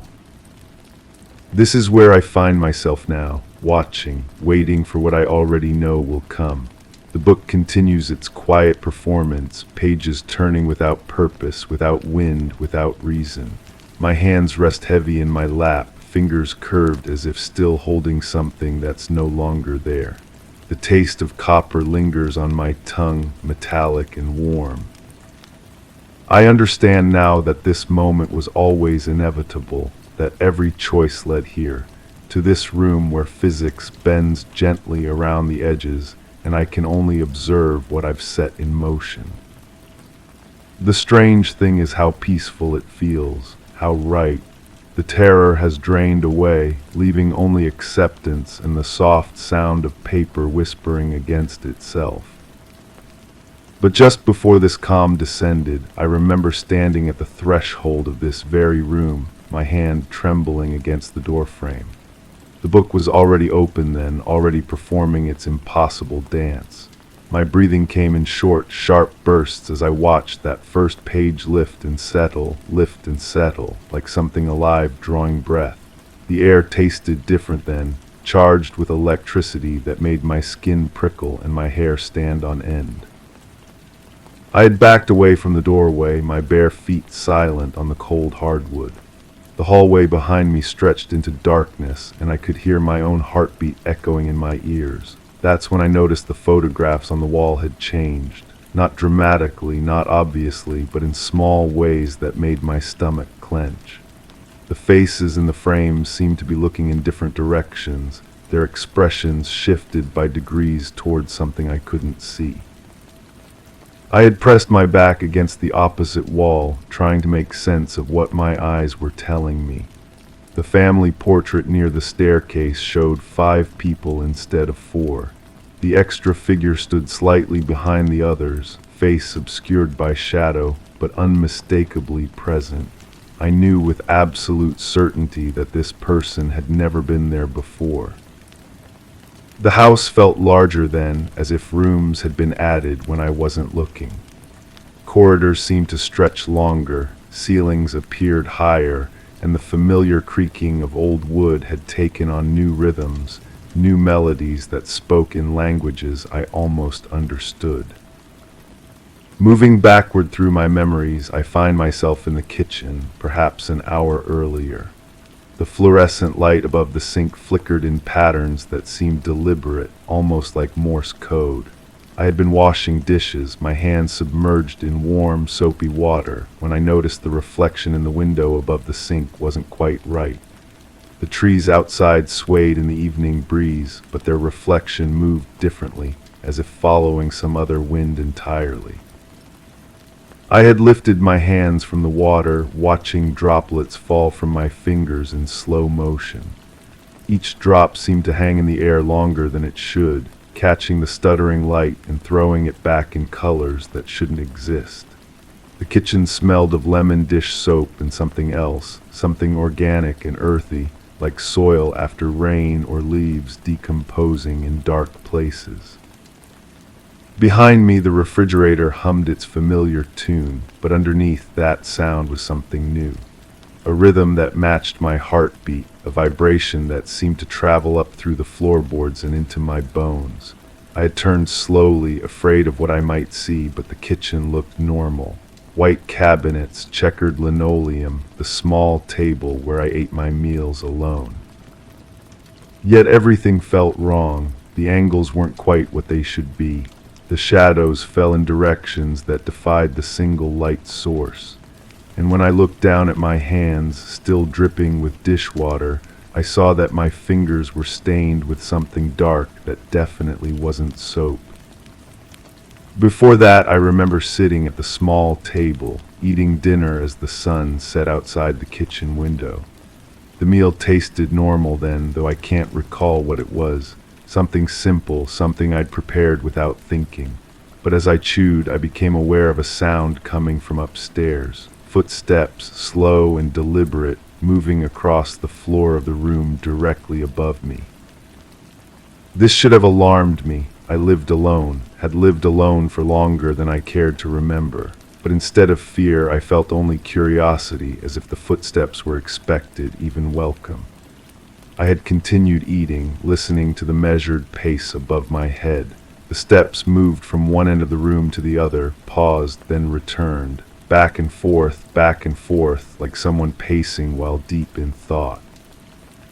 I had tilted my head back to stare at the ceiling, watching the old plaster for signs of movement. The footsteps were heavy enough that they should have caused some vibration, some visible sign of their presence. But the ceiling remained perfectly still, unmarked by the weight of whoever walked above. When I finished my meal, I had placed my fork carefully beside the empty plate and listened more intently. The footsteps had stopped. The house fell into the kind of deep silence that makes your ears ring. I waited, counting my own heartbeats, but the walking didn't resume. Instead, I heard something else. A sound like pages turning, soft and rhythmic, coming from somewhere upstairs. That's when I first thought of the book. Earlier that afternoon, I remember the feeling of unease that had settled over me like a fog. I had been in the living room trying to read, but the words kept swimming on the page. Not literally, of course, but my eyes couldn't seem to focus properly. Letters blurred together, sentences lost their meaning, and I found myself reading the same paragraph over and over without comprehension. The book in my hands felt heavier than it should, its pages thick and resistant when I tried to turn them. The paper had a strange texture, almost waxy, and it seemed to retain the heat from my fingers long after I'd touched it. I had set it aside, placing it on the coffee table with more care than such a simple action required. That's when I noticed the other book, the one now performing its endless dance in the room where I sit motionless. It had been there all along, of course, resting on the small desk near the window, but I couldn't remember placing it there. Couldn't remember the last time I'd seen it, or what it contained, or why it seemed to draw my attention with such insistence. I had approached it cautiously, the way one might approach a sleeping animal. The cover was unmarked, bound in dark leather that showed no signs of age or wear. When I opened it to the first page, I found it blank, completely, utterly blank. I flipped through several pages, finding nothing but empty white paper, smooth and pristine. Yet something about those blank pages filled me with a sense of anticipation, as if words might appear at any moment, as if the emptiness was temporary, pregnant with possibility. Going further back, I recall the moment I first entered this house. The real estate agent had handed me the keys with a smile that didn't quite reach her eyes. She had been eager to leave, citing another appointment, but I sensed something else in her hurry. Relief, perhaps, or escape. The house had felt different then, smaller and more ordinary.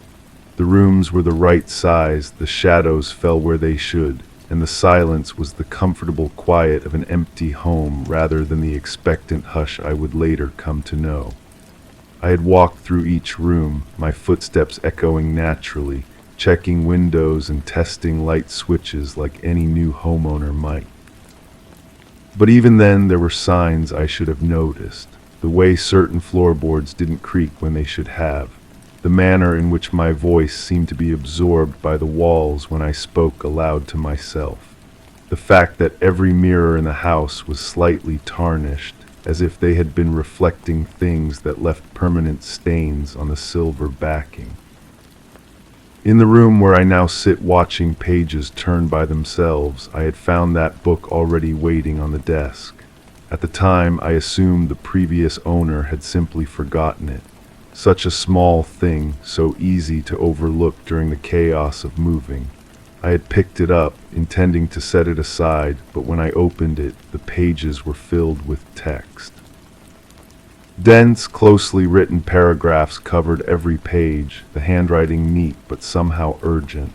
I had tried to read the first few lines, but the words seemed to shift when I wasn't looking directly at them. Sentences rearranged themselves, paragraphs moved up and down the page, and the ink appeared to be still wet in places, as if someone had just finished writing. I had closed the book quickly, disturbed by something I couldn't name. The leather cover felt warm under my palms, and I could swear I felt a pulse, like a heartbeat, emanating from within its pages. But now, rewinding even further, I arrive at the true beginning, the moment that set everything in motion, though I didn't understand its significance at the time. I was standing in the empty house, keys still warm from the agent's hand, when I heard it for the first time. A sound so soft I almost missed it, the whisper of a page turning, coming from the room I hadn't yet entered. I had paused in the hallway, listening. The sound came again, gentle as a sigh, followed by the faintest rustle of paper settling into place. At the time, I rationalized it away. Old houses make strange noises. Air currents move through empty rooms in unpredictable ways. Paper left behind by previous occupants might shift and stir. But deep down, in a place I didn't want to acknowledge, I knew better. I knew that what I was hearing was impossible. I knew that empty pages don't turn themselves. I knew that books don't breathe. And yet I walked toward that sound anyway, drawn by curiosity and something else, something that felt almost like recognition. As if I had been expecting this moment my entire life. As if everything I had ever done had been leading me to this house, to this room, to this book that would eventually consume my reality one page at a time. The door was already open when I reached it. The book sat on the desk, innocent and still, but I could feel its presence like a weight in the air, like a held breath waiting to be released. And when I stepped across the threshold into that room, I felt something shift inside me, some fundamental change that couldn't be undone. I see now that the book was never empty and never full. It simply was, existing in a state that defied normal understanding. The pages I thought were blank were waiting to be written by my presence. The text I thought I saw was my future, inscribed in ink that hadn't dried because the events it described hadn't finished happening. Every page that turns now in my motionless vigil is another moment of my life being written backward, another memory being inscribed in that impossible book. And I understand with the clarity that comes only at the end of things that I am both the reader and the story, both the observer and the observed. The book continues its patient work, pages whispering their secrets to the empty air. Soon it will reach the final page, the one that describes this very moment. And when that page turns, when my story is complete, I wonder what new tale will begin to write itself in the blank spaces I leave behind. But that is a story for someone else to discover, someone else to live backward through memories that taste of copper and smell of earth and sound like pages turning in rooms where no wind blows. The light continues to slide across the walls, and I continue to wait, and the book continues to turn its pages, revealing nothing at all. Story 7. It wasn't unusual for the drapes to remain untouched for days. They hung there, heavy and indifferent, barely fluttering in the stale air of the house. Each morning, sunlight seeped through the windows, casting faint patterns on the floor, patterns I never seemed to notice changing. The mail still gathered in an unassuming pile by the door, letters unopened, their contents irrelevant. Occasionally I saw footprints by the window, impressions left soft in the carpet, but they faded quickly. I never felt the need to adjust the curtains while I was there. I figured, if anything extraordinary happened outside, someone else would have drawn them. There was this sound, I keep coming back to it. A low-frequency hum that seemed to vibrate through the walls themselves, like the house was breathing with mechanical lungs. It would start without warning, usually when I was between waking and sleep, that vulnerable moment when your mind hasn't decided which reality to trust. The sound had texture to it, rough around the edges, pulsing in intervals that didn't match my heartbeat, but somehow synchronized with something deeper. Sometimes I'd press my ear against the wall, feeling the vibration travel through my skull, wondering if it was coming from inside or outside. The smell of copper pennies would fill my nostrils during these episodes, metallic and sharp, like I'd been sucking on old coins. I wasn't alone in the house, this much I knew, even when logic suggested otherwise. There were subtle signs, displacements that couldn't be explained by settling wood or shifting foundations. A chair moved 3 inches to the left, a book spine facing the wrong direction. The bathroom mirror fogged when no one had showered, but it was more than physical evidence. There was a presence that occupied space differently than I did, a weight in the air that pressed against my peripheral vision.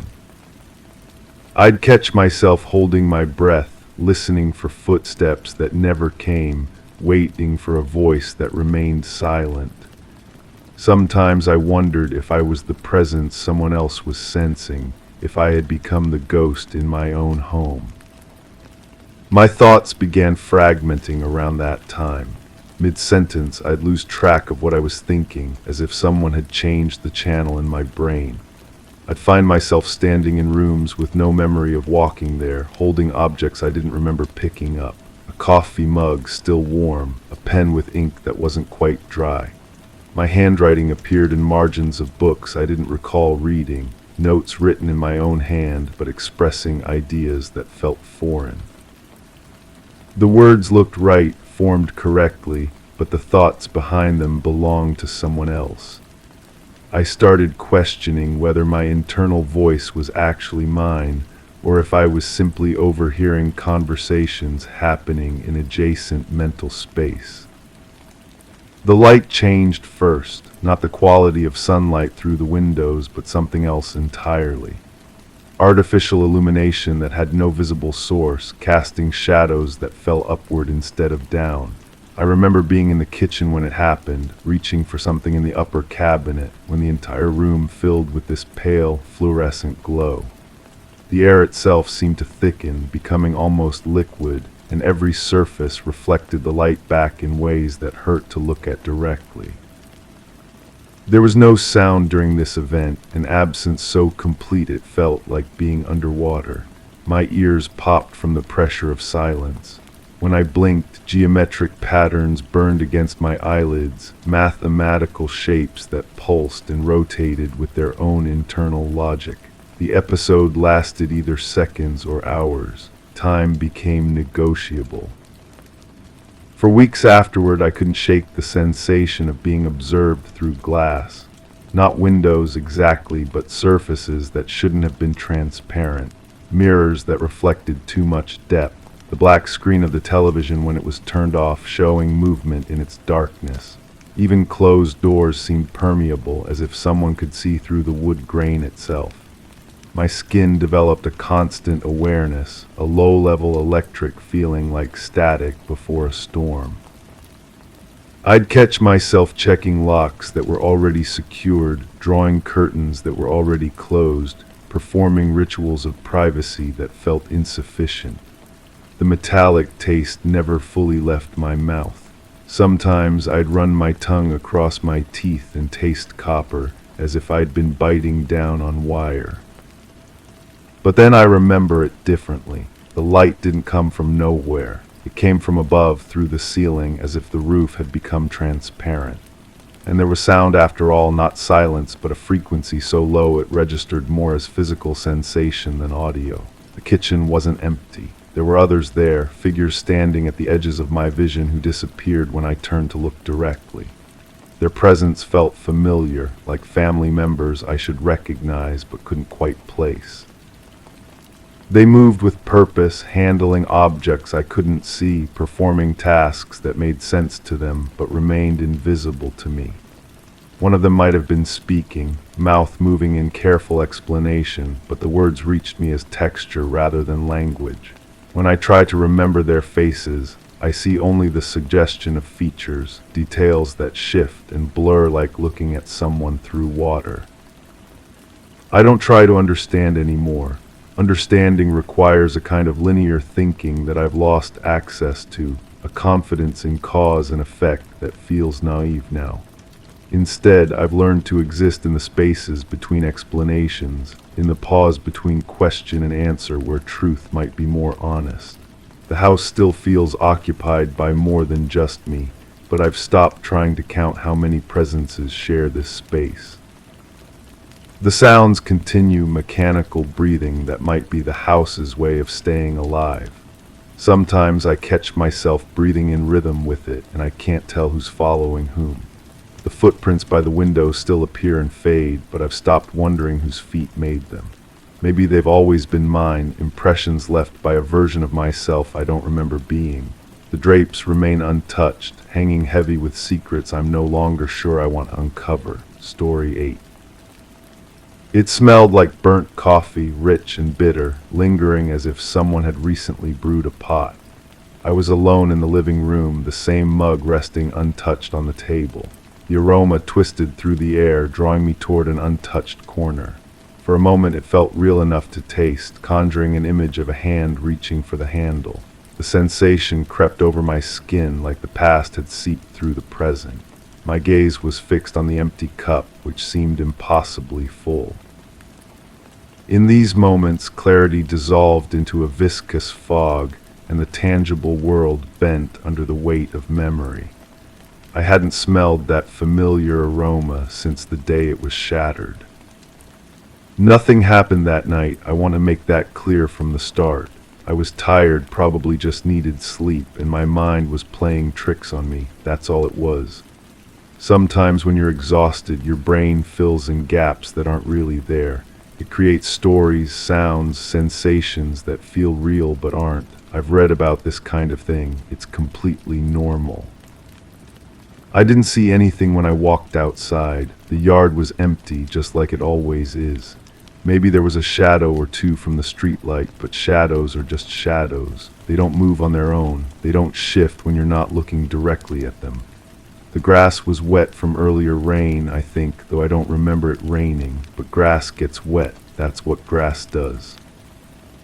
The air felt different, but air always feels different at night. Cooler, heavier somehow. It wasn't the kind of heaviness that presses against your chest or makes breathing feel deliberate. It was just regular night air. The metallic scent was probably just the dampness mixing with the chain link fence. Metal smells when it's wet. That's science. I wasn't looking for anything specific when I walked toward the back of the property. I was just walking. People walk. Sometimes at night when they can't sleep, they go outside and walk around their own yard. There's nothing strange about that. The ground felt soft under my feet, softer than usual, like it was absorbing the sound of my footsteps completely. But soil does that when it's saturated. It becomes a natural sound dampener. There wasn't a humming noise. I want to be clear about that. If there had been a humming noise, it would have been electrical. Maybe the power lines or someone's air conditioning unit running late into the night, but I didn't hear any humming. Definitely not the kind that seems to come from underground, vibrating up through the soles of your shoes and into your bones. That would be impossible anyway. Underground humming isn't a real thing. The light in the sky was just a plane, had to be. Planes have lights and they move across the sky in straight lines. This one wasn't moving, but maybe I just caught it at the right angle where it appeared stationary. Optical illusions happen all the time. The light wasn't too bright or too focused. It wasn't the kind of light that makes you squint even when you're not looking directly at it. It was just a normal airplane light, even if it seemed to pulse in a rhythm that felt almost like breathing. I didn't lose any awareness of where I was. I was standing in my backyard the entire time near the old oak tree. I know this because I remember the rough bark against my palm when I reached out to steady myself, though I'm not sure why I needed steadying. I wasn't dizzy or disoriented. The bark felt warm, which was odd because it had been a cool night, but trees hold heat differently than other things. That's botany. When I looked up at the light again, it was closer. Not closer in a way that suggested movement, but closer like when you suddenly realize you've been walking towards something without meaning to, except I hadn't been walking. I was still standing by the tree, my hand still pressed against the bark that felt increasingly warm, almost feverish. The light had a quality to it that made the darkness around it seem more solid, more present, like the darkness was a thing you could touch. Wasn't afraid. Fear is an emotional response to perceived danger, and there was no danger, just a light in the sky that might have been a helicopter or a drone. People fly drones at night sometimes. The fact that it made no sound doesn't mean anything. Some drones are very quiet. The silence around me was probably just the normal quiet of a suburban night, not the kind of silence that feels intentional, like something holding its breath, not the kind that makes your ears ring with the effort of listening. The smell of burnt coffee was stronger outside, which doesn't make sense because I'd left the empty mug inside. But smells travel. They linger in clothing and hair. I must have carried it with me. The metallic scent was mixing with it now, creating something almost medicinal, like a doctor's office, but warmer, more personal. I'd never noticed how those two smells could combine to create something that felt familiar, even though I was certain I'd never experienced it before. My feet were getting cold, and I realized I'd come outside without shoes. I don't remember making the decision to go barefoot, but sometimes you do things without thinking about them. The grass felt different against my skin now, less like grass and more like something softer. Something that seemed to give way under each step as if it were accepting the weight of my body with intention. But that's just how soft ground feels when you're not wearing shoes. I didn't want to look up at the light anymore, but I kept doing it anyway. It was larger now, definitely larger, and I could make out what might have been a shape behind it. Not a clear shape, nothing definite, just the suggestion of something solid blocking out stars in a pattern that almost made sense. Like looking at clouds and seeing faces, except this felt more deliberate, more constructed. The humming that I wasn't hearing was getting stronger. If there had been a humming, which there wasn't, it would have been the kind that you feel more than hear. The kind that makes your teeth ache and your vision blur slightly around the edges. But since there was no humming, my teeth weren't aching and my vision was perfectly clear. I could see everything with unusual sharpness, actually. Every blade of grass, every leaf on the oak tree, every detail rendered in perfect focus despite the darkness. I should have gone back inside, but my legs felt heavy. Not paralyzed or frozen, just heavy like they were made of something denser than usual. Like my bones had filled with sand. It was probably just fatigue. Standing in one place for too long can make your legs feel strange, though I'm not sure how long I'd been standing there.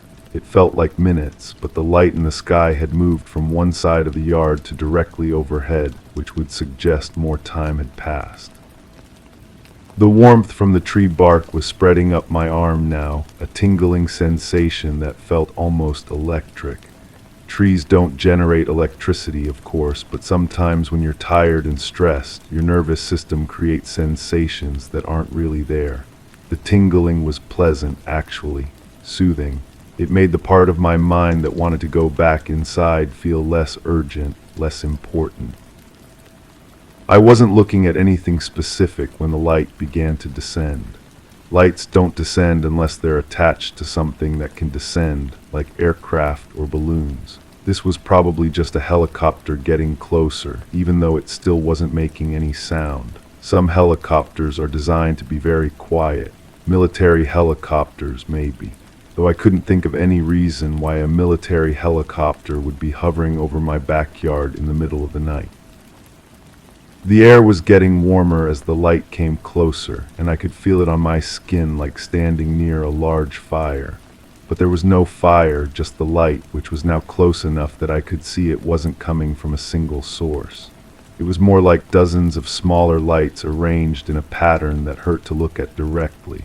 Not because it was too bright, but because the pattern seemed to shift when I tried to focus on it, like it was designed to avoid being seen clearly. I closed my eyes, but I could still see the light through my eyelids. That's normal. Bright lights can penetrate closed eyelids. The fact that I could make out the pattern even more clearly with my eyes closed doesn't mean anything unusual.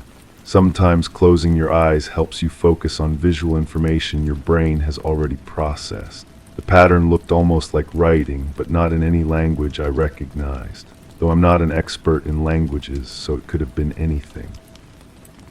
My hand was still against the tree, but the bark felt different now. Smoother, warmer, almost like skin, but that's impossible because bark is bark and skin is skin. The tingling in my arm was spreading to the rest of my body, a pleasant electrical sensation that made me feel more relaxed than I'd been in months. It occurred to me that I should be more concerned about what was happening, but the concern felt distant, unimportant. When I opened my eyes, the light was very close now.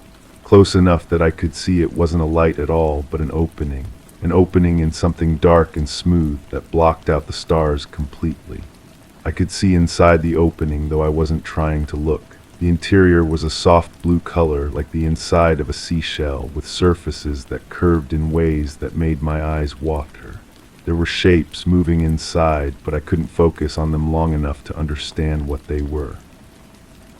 I wasn't afraid because there was nothing to be afraid of. This was just my imagination, my tired brain creating elaborate visual hallucinations. The fact that I could smell something like ozone and copper coming from the opening doesn't mean the opening was real. Smells can be hallucinated just like sights and sounds. The fact that the smell was getting stronger, more complex, with undertones of something organic and warm, was just my brain adding details to make the hallucination more convincing. Something touched my face, though nothing was there to touch it. It felt like fingers, gentle and warm, tracing the line of my jaw and the curve of my cheek. But I was alone in my backyard, standing by a tree, looking up at a light that was probably just a helicopter. The touch felt curious, exploratory, like someone trying to understand the shape of my face through careful examination. But there was no one there to touch me. The humming that wasn't there was inside my head now, not unpleasant, but definitely present. It felt like thinking, but not my thinking. Like someone else's thoughts were mixing with mine, creating a harmony I'd never experienced before. The thoughts weren't in words exactly, but I understood them anyway. They were asking questions, about me, about what I was, about how I worked. Friendly questions, curious questions, but questions nonetheless. I tried to step back from the tree, but my hand wouldn't come away from the bark. Not because I couldn't move it, but because moving it felt wrong somehow, like interrupting an important conversation. The bark under my palm was definitely warm now, warmer than my own skin, and I could feel something like a pulse beating through it. Trees don't have pulses, but maybe I was feeling my own heartbeat reflected back through the wood, though my heart was beating much faster than the pulse I felt in the tree. The opening in the sky was larger now, large enough that I could see more of the blue interior.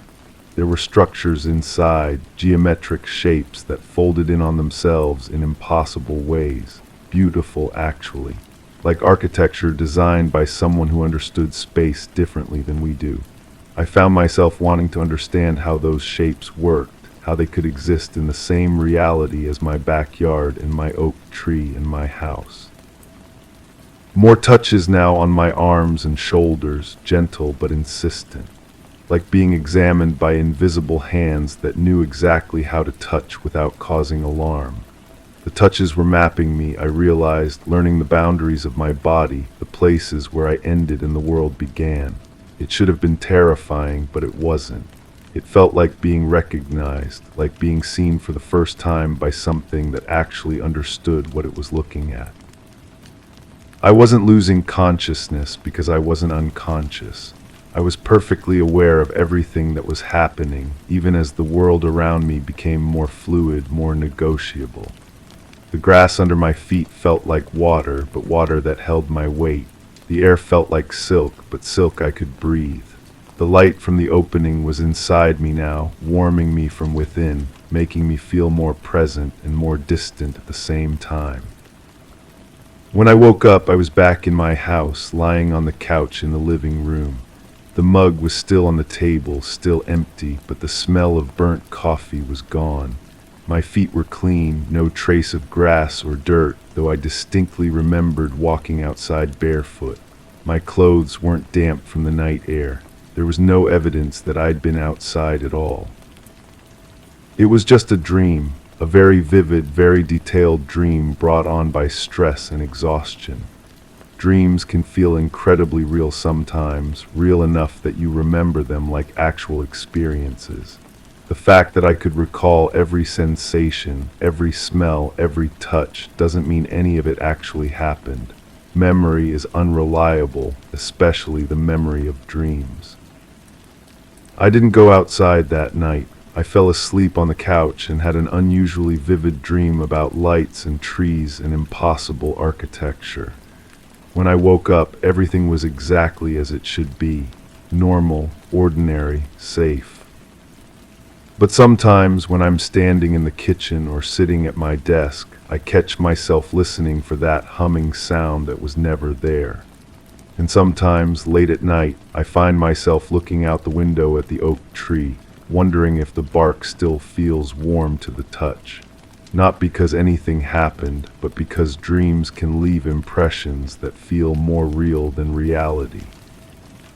The burnt coffee smell comes back occasionally, usually when I'm alone and not thinking about anything in particular. It's probably just a memory triggered by stress or fatigue. Smells are closely linked to memory, after all. The fact that it's always accompanied by a sense of anticipation, like something is about to begin, doesn't mean anything is actually going to happen. Everything is perfectly normal now. I sleep well, I eat regularly, I go about my daily routine without any unusual experiences or sensations. The only difference is that sometimes, when I'm not paying attention, I find myself looking up at the sky, scanning for lights that move too slowly or hover too deliberately. But that's just a habit I picked up from my dream. Dreams can influence behavior even after you wake up. Tonight feels different, though. The air has that same heaviness I remember from the dream, and there's a metallic scent drifting through the house even though all the windows are closed. The mug on the table seems to be steaming slightly, though I haven't made any coffee. But these are just coincidences, environmental factors that remind me of the dream and make it feel more present than it actually is. I'm not going to look outside tonight. There's no reason to look outside because there's nothing there to see. Just an empty yard and an old oak tree and the normal darkness of a suburban night. The humming sound that I'm definitely not hearing is probably just the refrigerator or the air conditioning. Mechanical sounds can seem strange when you're listening for something else. But if I were to look outside, just hypothetically, I think I know what I would see. And I think it would be exactly what I'm expecting. Story 9. I had just wiped the countertop clean. The scent of lemon lingered, blending with the dampness of an unventilated room. My skin prickled, anticipating a breeze that never came. The hum of the refrigerator wasn't quite right. It seemed to waver as if catching its breath. My fingers brushed against the wall, sensing an inconsistency in its coolness. The air held its usual weight, but something tugged at the edges of my perception. In that moment, a detail had changed. It was in the silence that followed. I'm trying to remember what happened after that silence. The memories come in fragments, like broken glass reflecting distorted images. Sometimes I wake up with the taste of metal in my mouth, and I know I've been dreaming about it again. But the dreams aren't dreams, are they? They're pieces of something real, something I can't quite grasp. The countertop was white, I remember that clearly, white with tiny gray veins running through it like cracks in ice. My hand moved across its surface in slow circles, the cloth damp and warm. The motion was hypnotic, around and around. The lemon scent grew stronger with each pass, but underneath it was something else, something that made my stomach clench. There was a sound, not the refrigerator, something deeper, like breathing but not human breathing. It came from below, maybe through the floor. I pressed my ear against the wall and felt the vibration travel through my skull. The coolness I'd noticed wasn't just temperature, it was movement, air moving where it shouldn't move. I can't remember if this happened before or after, but I was standing in a hallway. The walls were the same color as the countertop, that sterile white with gray veins. My footsteps echoed, but the echo came back wrong, too sharp, too close.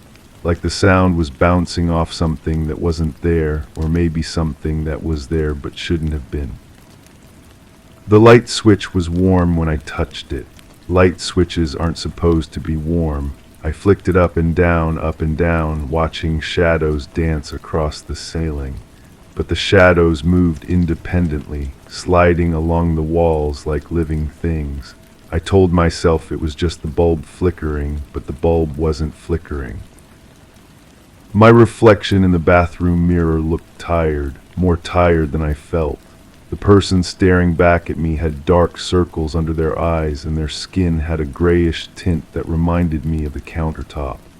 I touched my face, and the reflection touched back, but there was a delay, just a fraction of a second, but I noticed it. I always notice these things now.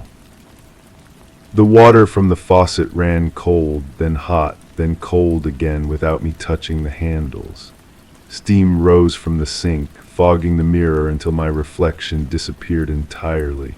I wiped the glass with my palm, leaving streaks, and when it cleared, someone else was standing behind me. But when I turned around, the bathroom was empty. I think I screamed, or maybe I just thought about screaming. The memory is unclear, like trying to remember a word that's on the tip of your tongue. The feeling is there, but the details slip away. There was a door I'd never noticed before. It was painted the same white as everything else, but it had no handle, just a smooth surface with a thin line marking where it should open. I pressed my palm against it, and it was warm like the light switch. The warmth pulsed under my hand like a heartbeat. Behind the door something hummed, not the refrigerator hum. This was different, higher pitched. It made my teeth ache and my vision blur around the edges. I pressed my ear to the door and the humming stopped. In the silence that followed, I heard my own heartbeat, but it was coming from the wrong side of the door. The floor beneath my feet vibrated, tiny tremors that traveled up through my legs and settled in my chest. I knelt down and placed both palms flat against the ground. The vibrations had a rhythm, like Morse code, but I couldn't decode the message. The pattern repeated over and over until I memorized it, but I still don't know what it meant. I was back in the kitchen. The cloth was still in my hand, but it was dry now. The lemon scent had faded, replaced by something metallic and sharp. The countertop looked different. The gray veins had spread, creating new patterns that hurt to look at directly. When I blinked, they shifted. The refrigerator had stopped humming entirely. I opened the door and cold air rushed out, but it smelled wrong, not like food or even emptiness. It smelled like the space between walls, like the air that gets trapped in places where air shouldn't be. The light inside flickered, casting moving shadows that looked almost like figures. I found myself writing things down, but I can't remember picking up a pen. The words appeared on paper in my handwriting, but I didn't recognize the thoughts. They were about the door, about the humming, about the way the walls breathed when nobody was watching. I threw the papers away, but they kept reappearing in different rooms. There was a moment when everything stopped. The humming, the vibrations, the wrongness in the air, complete stillness.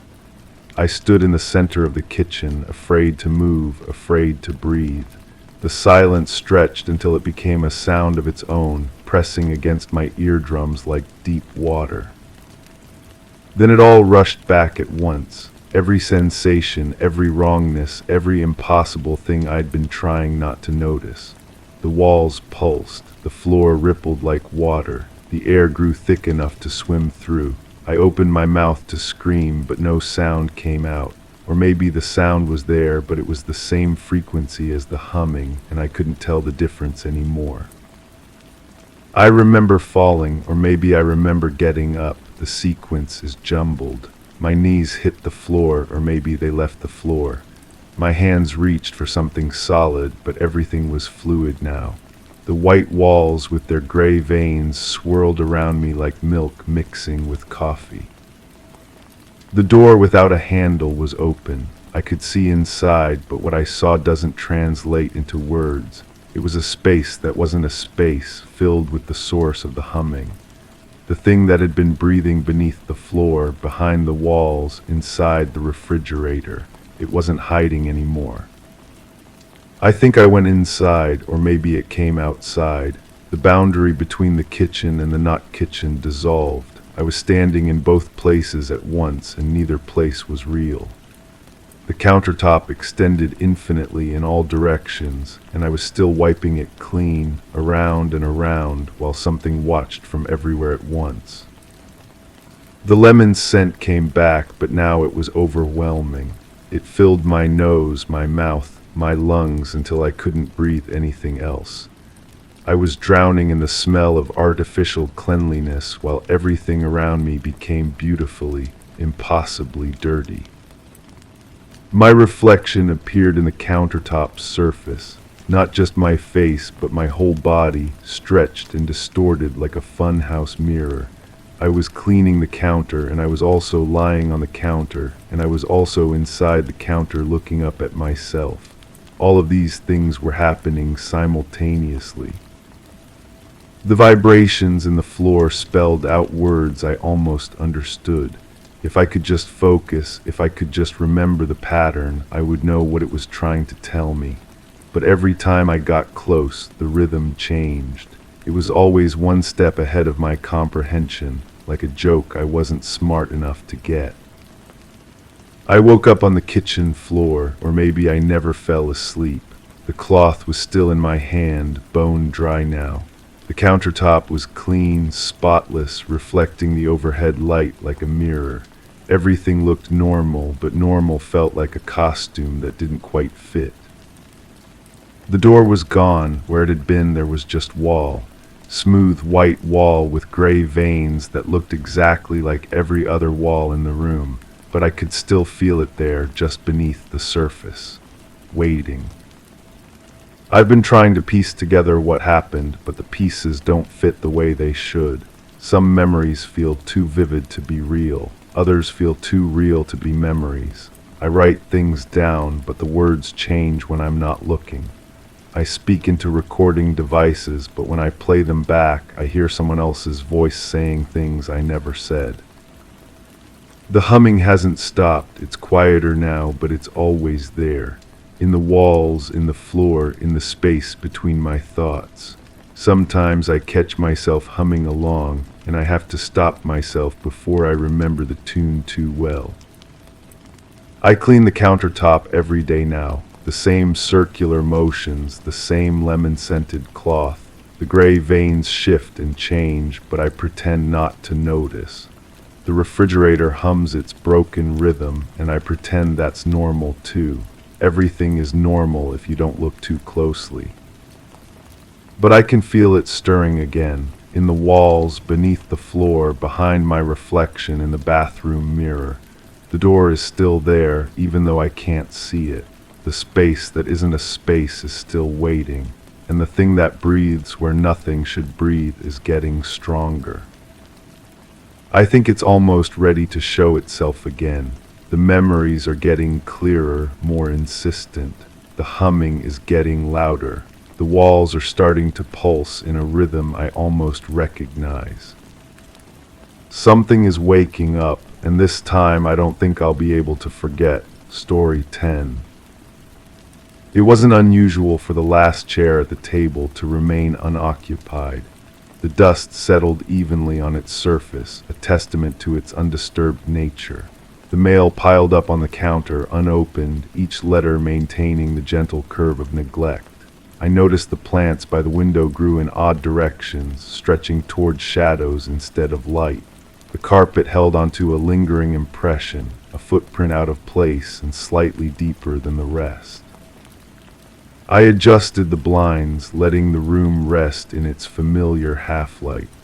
As I left, I locked the front door from the inside and pulled it shut, knowing the key was still on the hook. Something happened to me. I know this with the same certainty that I know my own breathing, but the details slip away like water through cupped hands. There's a gap in my memory, clean and precise, as if someone took surgical scissors to the fabric of my recollection. I can feel the edges where something used to be. The weeks that followed feel different now. Colors seem slightly off, like a television with poor reception. Food tastes muted, conversations sound distant even when people speak directly to me. I catch myself staring at my reflection, searching for changes I can't identify. My face looks the same, but something behind my eyes has shifted. Something fundamental has been altered, and I need to understand what. I've been living with this hollow sensation for too long. The not knowing gnaws at me during quiet moments, whispers questions I can't answer. So I decided to investigate myself, to piece together what remains of that missing time. I started by going through my belongings, looking for clues I might have left for myself. That's when I found the recording device in my desk drawer, a small digital recorder I don't remember owning, tucked beneath old receipts and forgotten paperwork. The metal surface feels cold against my palm, and there's something unsettling about its weight, too heavy for its size, as if it contains more than just electronics. The device holds 17 audio files. I don't recognize my own voice in the first few recordings. It sounds strained, distant, like I'm speaking through cotton or from the bottom of a well. The words are mine, but the cadence is wrong, the inflection foreign. Recording number 1, my voice says, crackling through the tiny speaker. I need to document this while I still can. The details are already starting to blur, but I remember the sound, that electronic humming that seemed to come from everywhere at once. It wasn't mechanical, not exactly. It had a rhythm to it like breathing, but too slow for anything human. I pause the recording. The humming sound triggers something, a phantom echo in my ears. I can almost hear it now, that low-frequency vibration that seems to resonate in my chest cavity. But when I focus on it, it disappears, leaving only the ordinary silence of my room. The second recording is worse. My voice trembles, words stumbling over each other in their hurry to escape. The lights were wrong. They moved in patterns that hurt to look at directly. Geometric shapes that folded in on themselves, bright white flashes that left afterimages burned into my vision. I tried to close my eyes, but the light seemed to penetrate my eyelids. Even now, when I blink, I can still see traces of those impossible angles. As I listen, the room around me seems to dim. The afternoon light filtering through my windows takes on a harsh quality, and I find myself squinting against shadows that shouldn't be bright enough to cause discomfort. I blink hard, and for just a moment I see it. A flash of geometric light, sharp-edged and alien, burning across my vision like a photographic negative. My hands shake as I reach for the next file. The recording quality is different here, filled with static and interference. Behind my voice there's another sound, faint but unmistakably present, a whisper of movement like fabric brushing against itself or breath being drawn through clenched teeth. Something was behind me, the recording continues. I couldn't turn around to look, not because I was restrained, but because every instinct I possessed screamed against it. The presence felt vast, patient, like it had been waiting for a very long time. I could sense it studying me, cataloging every detail of my reaction. The air grew thick, almost viscous, and breathing became an effort. I stop the playback and spin around in my chair, suddenly convinced that something is watching me from the corner of my room. The space is empty, of course, but the sensation lingers. The air does feel different now, heavier somehow. I take a deep breath and taste something metallic, like copper pennies dissolved in cold water. The fourth recording is barely audible. I have to press the device against my ear to make out the words. The power went out, but the lights didn't stop. They kept moving, kept forming those patterns that made my eyes water. In the darkness, I could see more clearly somehow, shapes that didn't belong to any geometry I understood, and the sound changed too. The humming became more complex, layered, like multiple voices singing in frequencies just below human hearing. As I listen to these words, the lights in my room flicker, just once, but enough to make my heart skip. The fluorescent bulb above my desk buzzes with a sound that's almost familiar. I look up at it, and for a moment it seems to pulse with a rhythm that matches my heartbeat. The white light takes on an edge, becoming sharp and clinical. I'm beginning to remember fragments now, disconnected images that surface like debris from a shipwreck. The memory of standing in a space that felt both infinite and claustrophobic. Walls that seemed to breathe, expanding and contracting with that same slow rhythm I heard in the recording. The floor beneath my feet was smooth, almost liquid, but solid enough to support my weight. The fifth recording contains something that makes my skin crawl. In the background, behind my stammering voice, there's another sound. Not quite human, not quite animal. A vocalization that rises and falls in patterns that suggest intelligence, but of a type that operates on principles I can't comprehend. I think it was trying to communicate, my recorded voice whispers.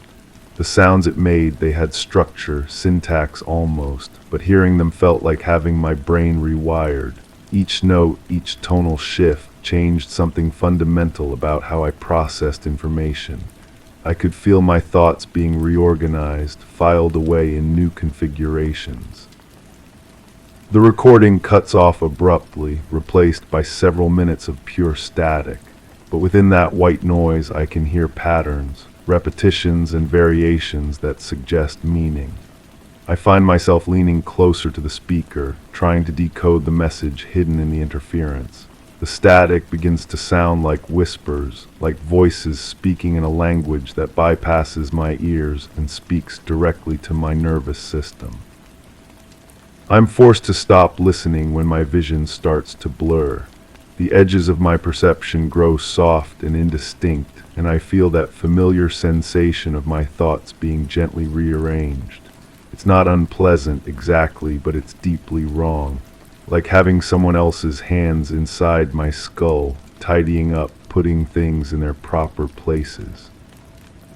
The sixth recording is different. The audio quality is crystal clear, too clear for the cheap device that supposedly captured it. My voice sounds calm, almost serene, but the words themselves are terrifying. I understand now why I won't remember this clearly. The experience is too large for human memory to contain, like trying to pour an ocean into a teacup. The important parts will be preserved, stored in places I can't consciously access, but they'll influence everything. Every decision, every perception, every dream will be subtly altered by what I've witnessed. I pause the recording and stare at the device in my hands. It's vibrating now, so slightly that I might be imagining it. The vibration has an irregular pattern, like a heartbeat with an arrhythmia. The metal surface has grown warm against my palm, and I notice that my reflection in its polished surface looks wrong. My eyes appear larger, darker, as if the pupils have expanded to drink in more light than they should need. The seventh recording is the longest, and as it plays, I begin to remember with a clarity that frightens me. The space I was in wasn't a room in any conventional sense. It was more like being inside a living organism, surrounded by surfaces that pulsed with their own internal rhythm. The walls, if they could be called walls, were covered in patterns that hurt to perceive directly. Fractals that folded into dimensions my eyes weren't equipped to process. The examination is almost complete, my voice says, but the tone is wrong, too calm, too accepting. I can feel them mapping my neural pathways, creating a detailed schematic of my consciousness. It doesn't hurt, but it should. The violation should be unbearable, but they've done something to my pain receptors, my fear response. I'm observing my own dissection with scientific detachment. The recording continues, describing procedures that shouldn't be possible. The careful removal and cataloging of memories, the installation of new neural pathways, the delicate rewiring of my sensory apparatus. My voice describes it all with the same clinical precision a surgeon might use to describe an appendectomy.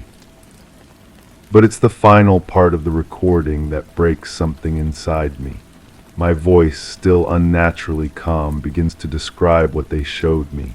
Images of other subjects, other examinations.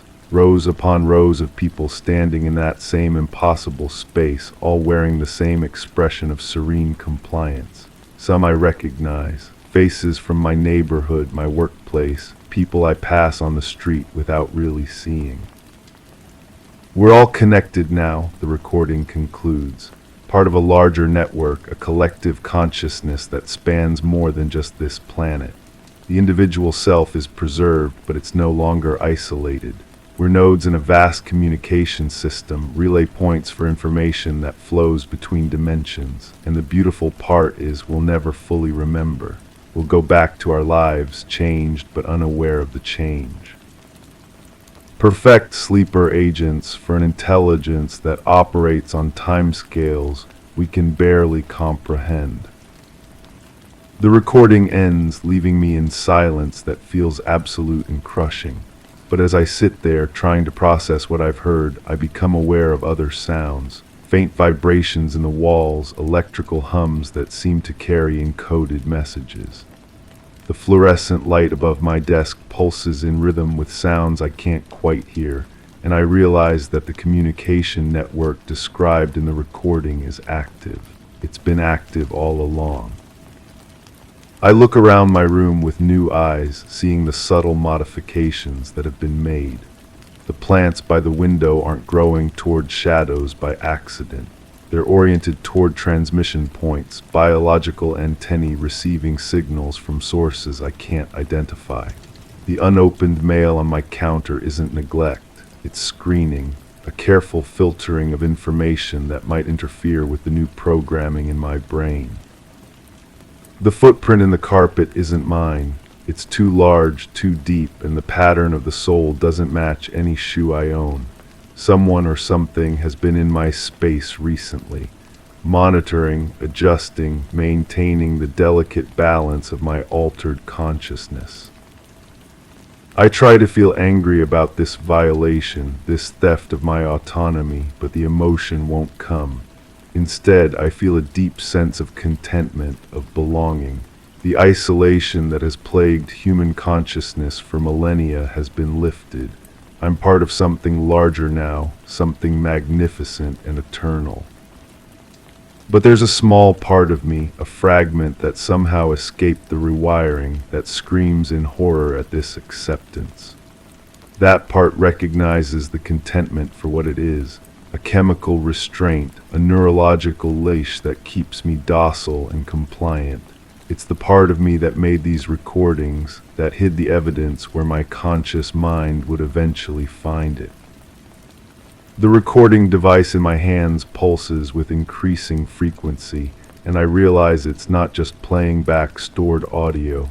It's transmitting, sending a signal that my investigation has reached its conclusion. Somewhere in that vast network of consciousness, something takes note of my progress and makes adjustments accordingly. I should destroy the device, delete the recordings, try to break free from whatever has been done to me, but I can't. The compulsion to preserve the evidence is stronger than my desire for freedom. These recordings aren't just documentation. They're seeds planted in the hope that someday someone might understand what's happening to us. The room around me continues its subtle transformation. The shadows grow deeper, more geometric. The air tastes increasingly of new plastic and cold blood, and in the distance, just at the edge of hearing, that electronic humming begins again. Slow, rhythmic, patient. I know I'll forget most of this by tomorrow. The conscious memories will fade, leaving only traces and impressions. But the changes will remain, integrated so seamlessly into my psyche that I'll never question their origin. I'll go back to my routine, my ordinary life, never knowing that I'm broadcasting everything I see and hear to intelligences that exist in spaces between spaces. The recording device goes silent, its purpose fulfilled. But as I set it down, I notice something that makes my blood freeze. The display shows 18 files now, not 17. The new recording is labeled with symbols I don't recognize, characters that seem to shift and change when I'm not looking directly at them. I know I shouldn't play it, every instinct I have left warns against it, but my finger moves toward the play button anyway, guided by impulses that aren't entirely my own. The file begins to play, and the sound that emerges isn't human speech. It's that same alien vocalization from the earlier recordings, but clearer now, more direct. As I listen, I feel the final barriers in my mind dissolving.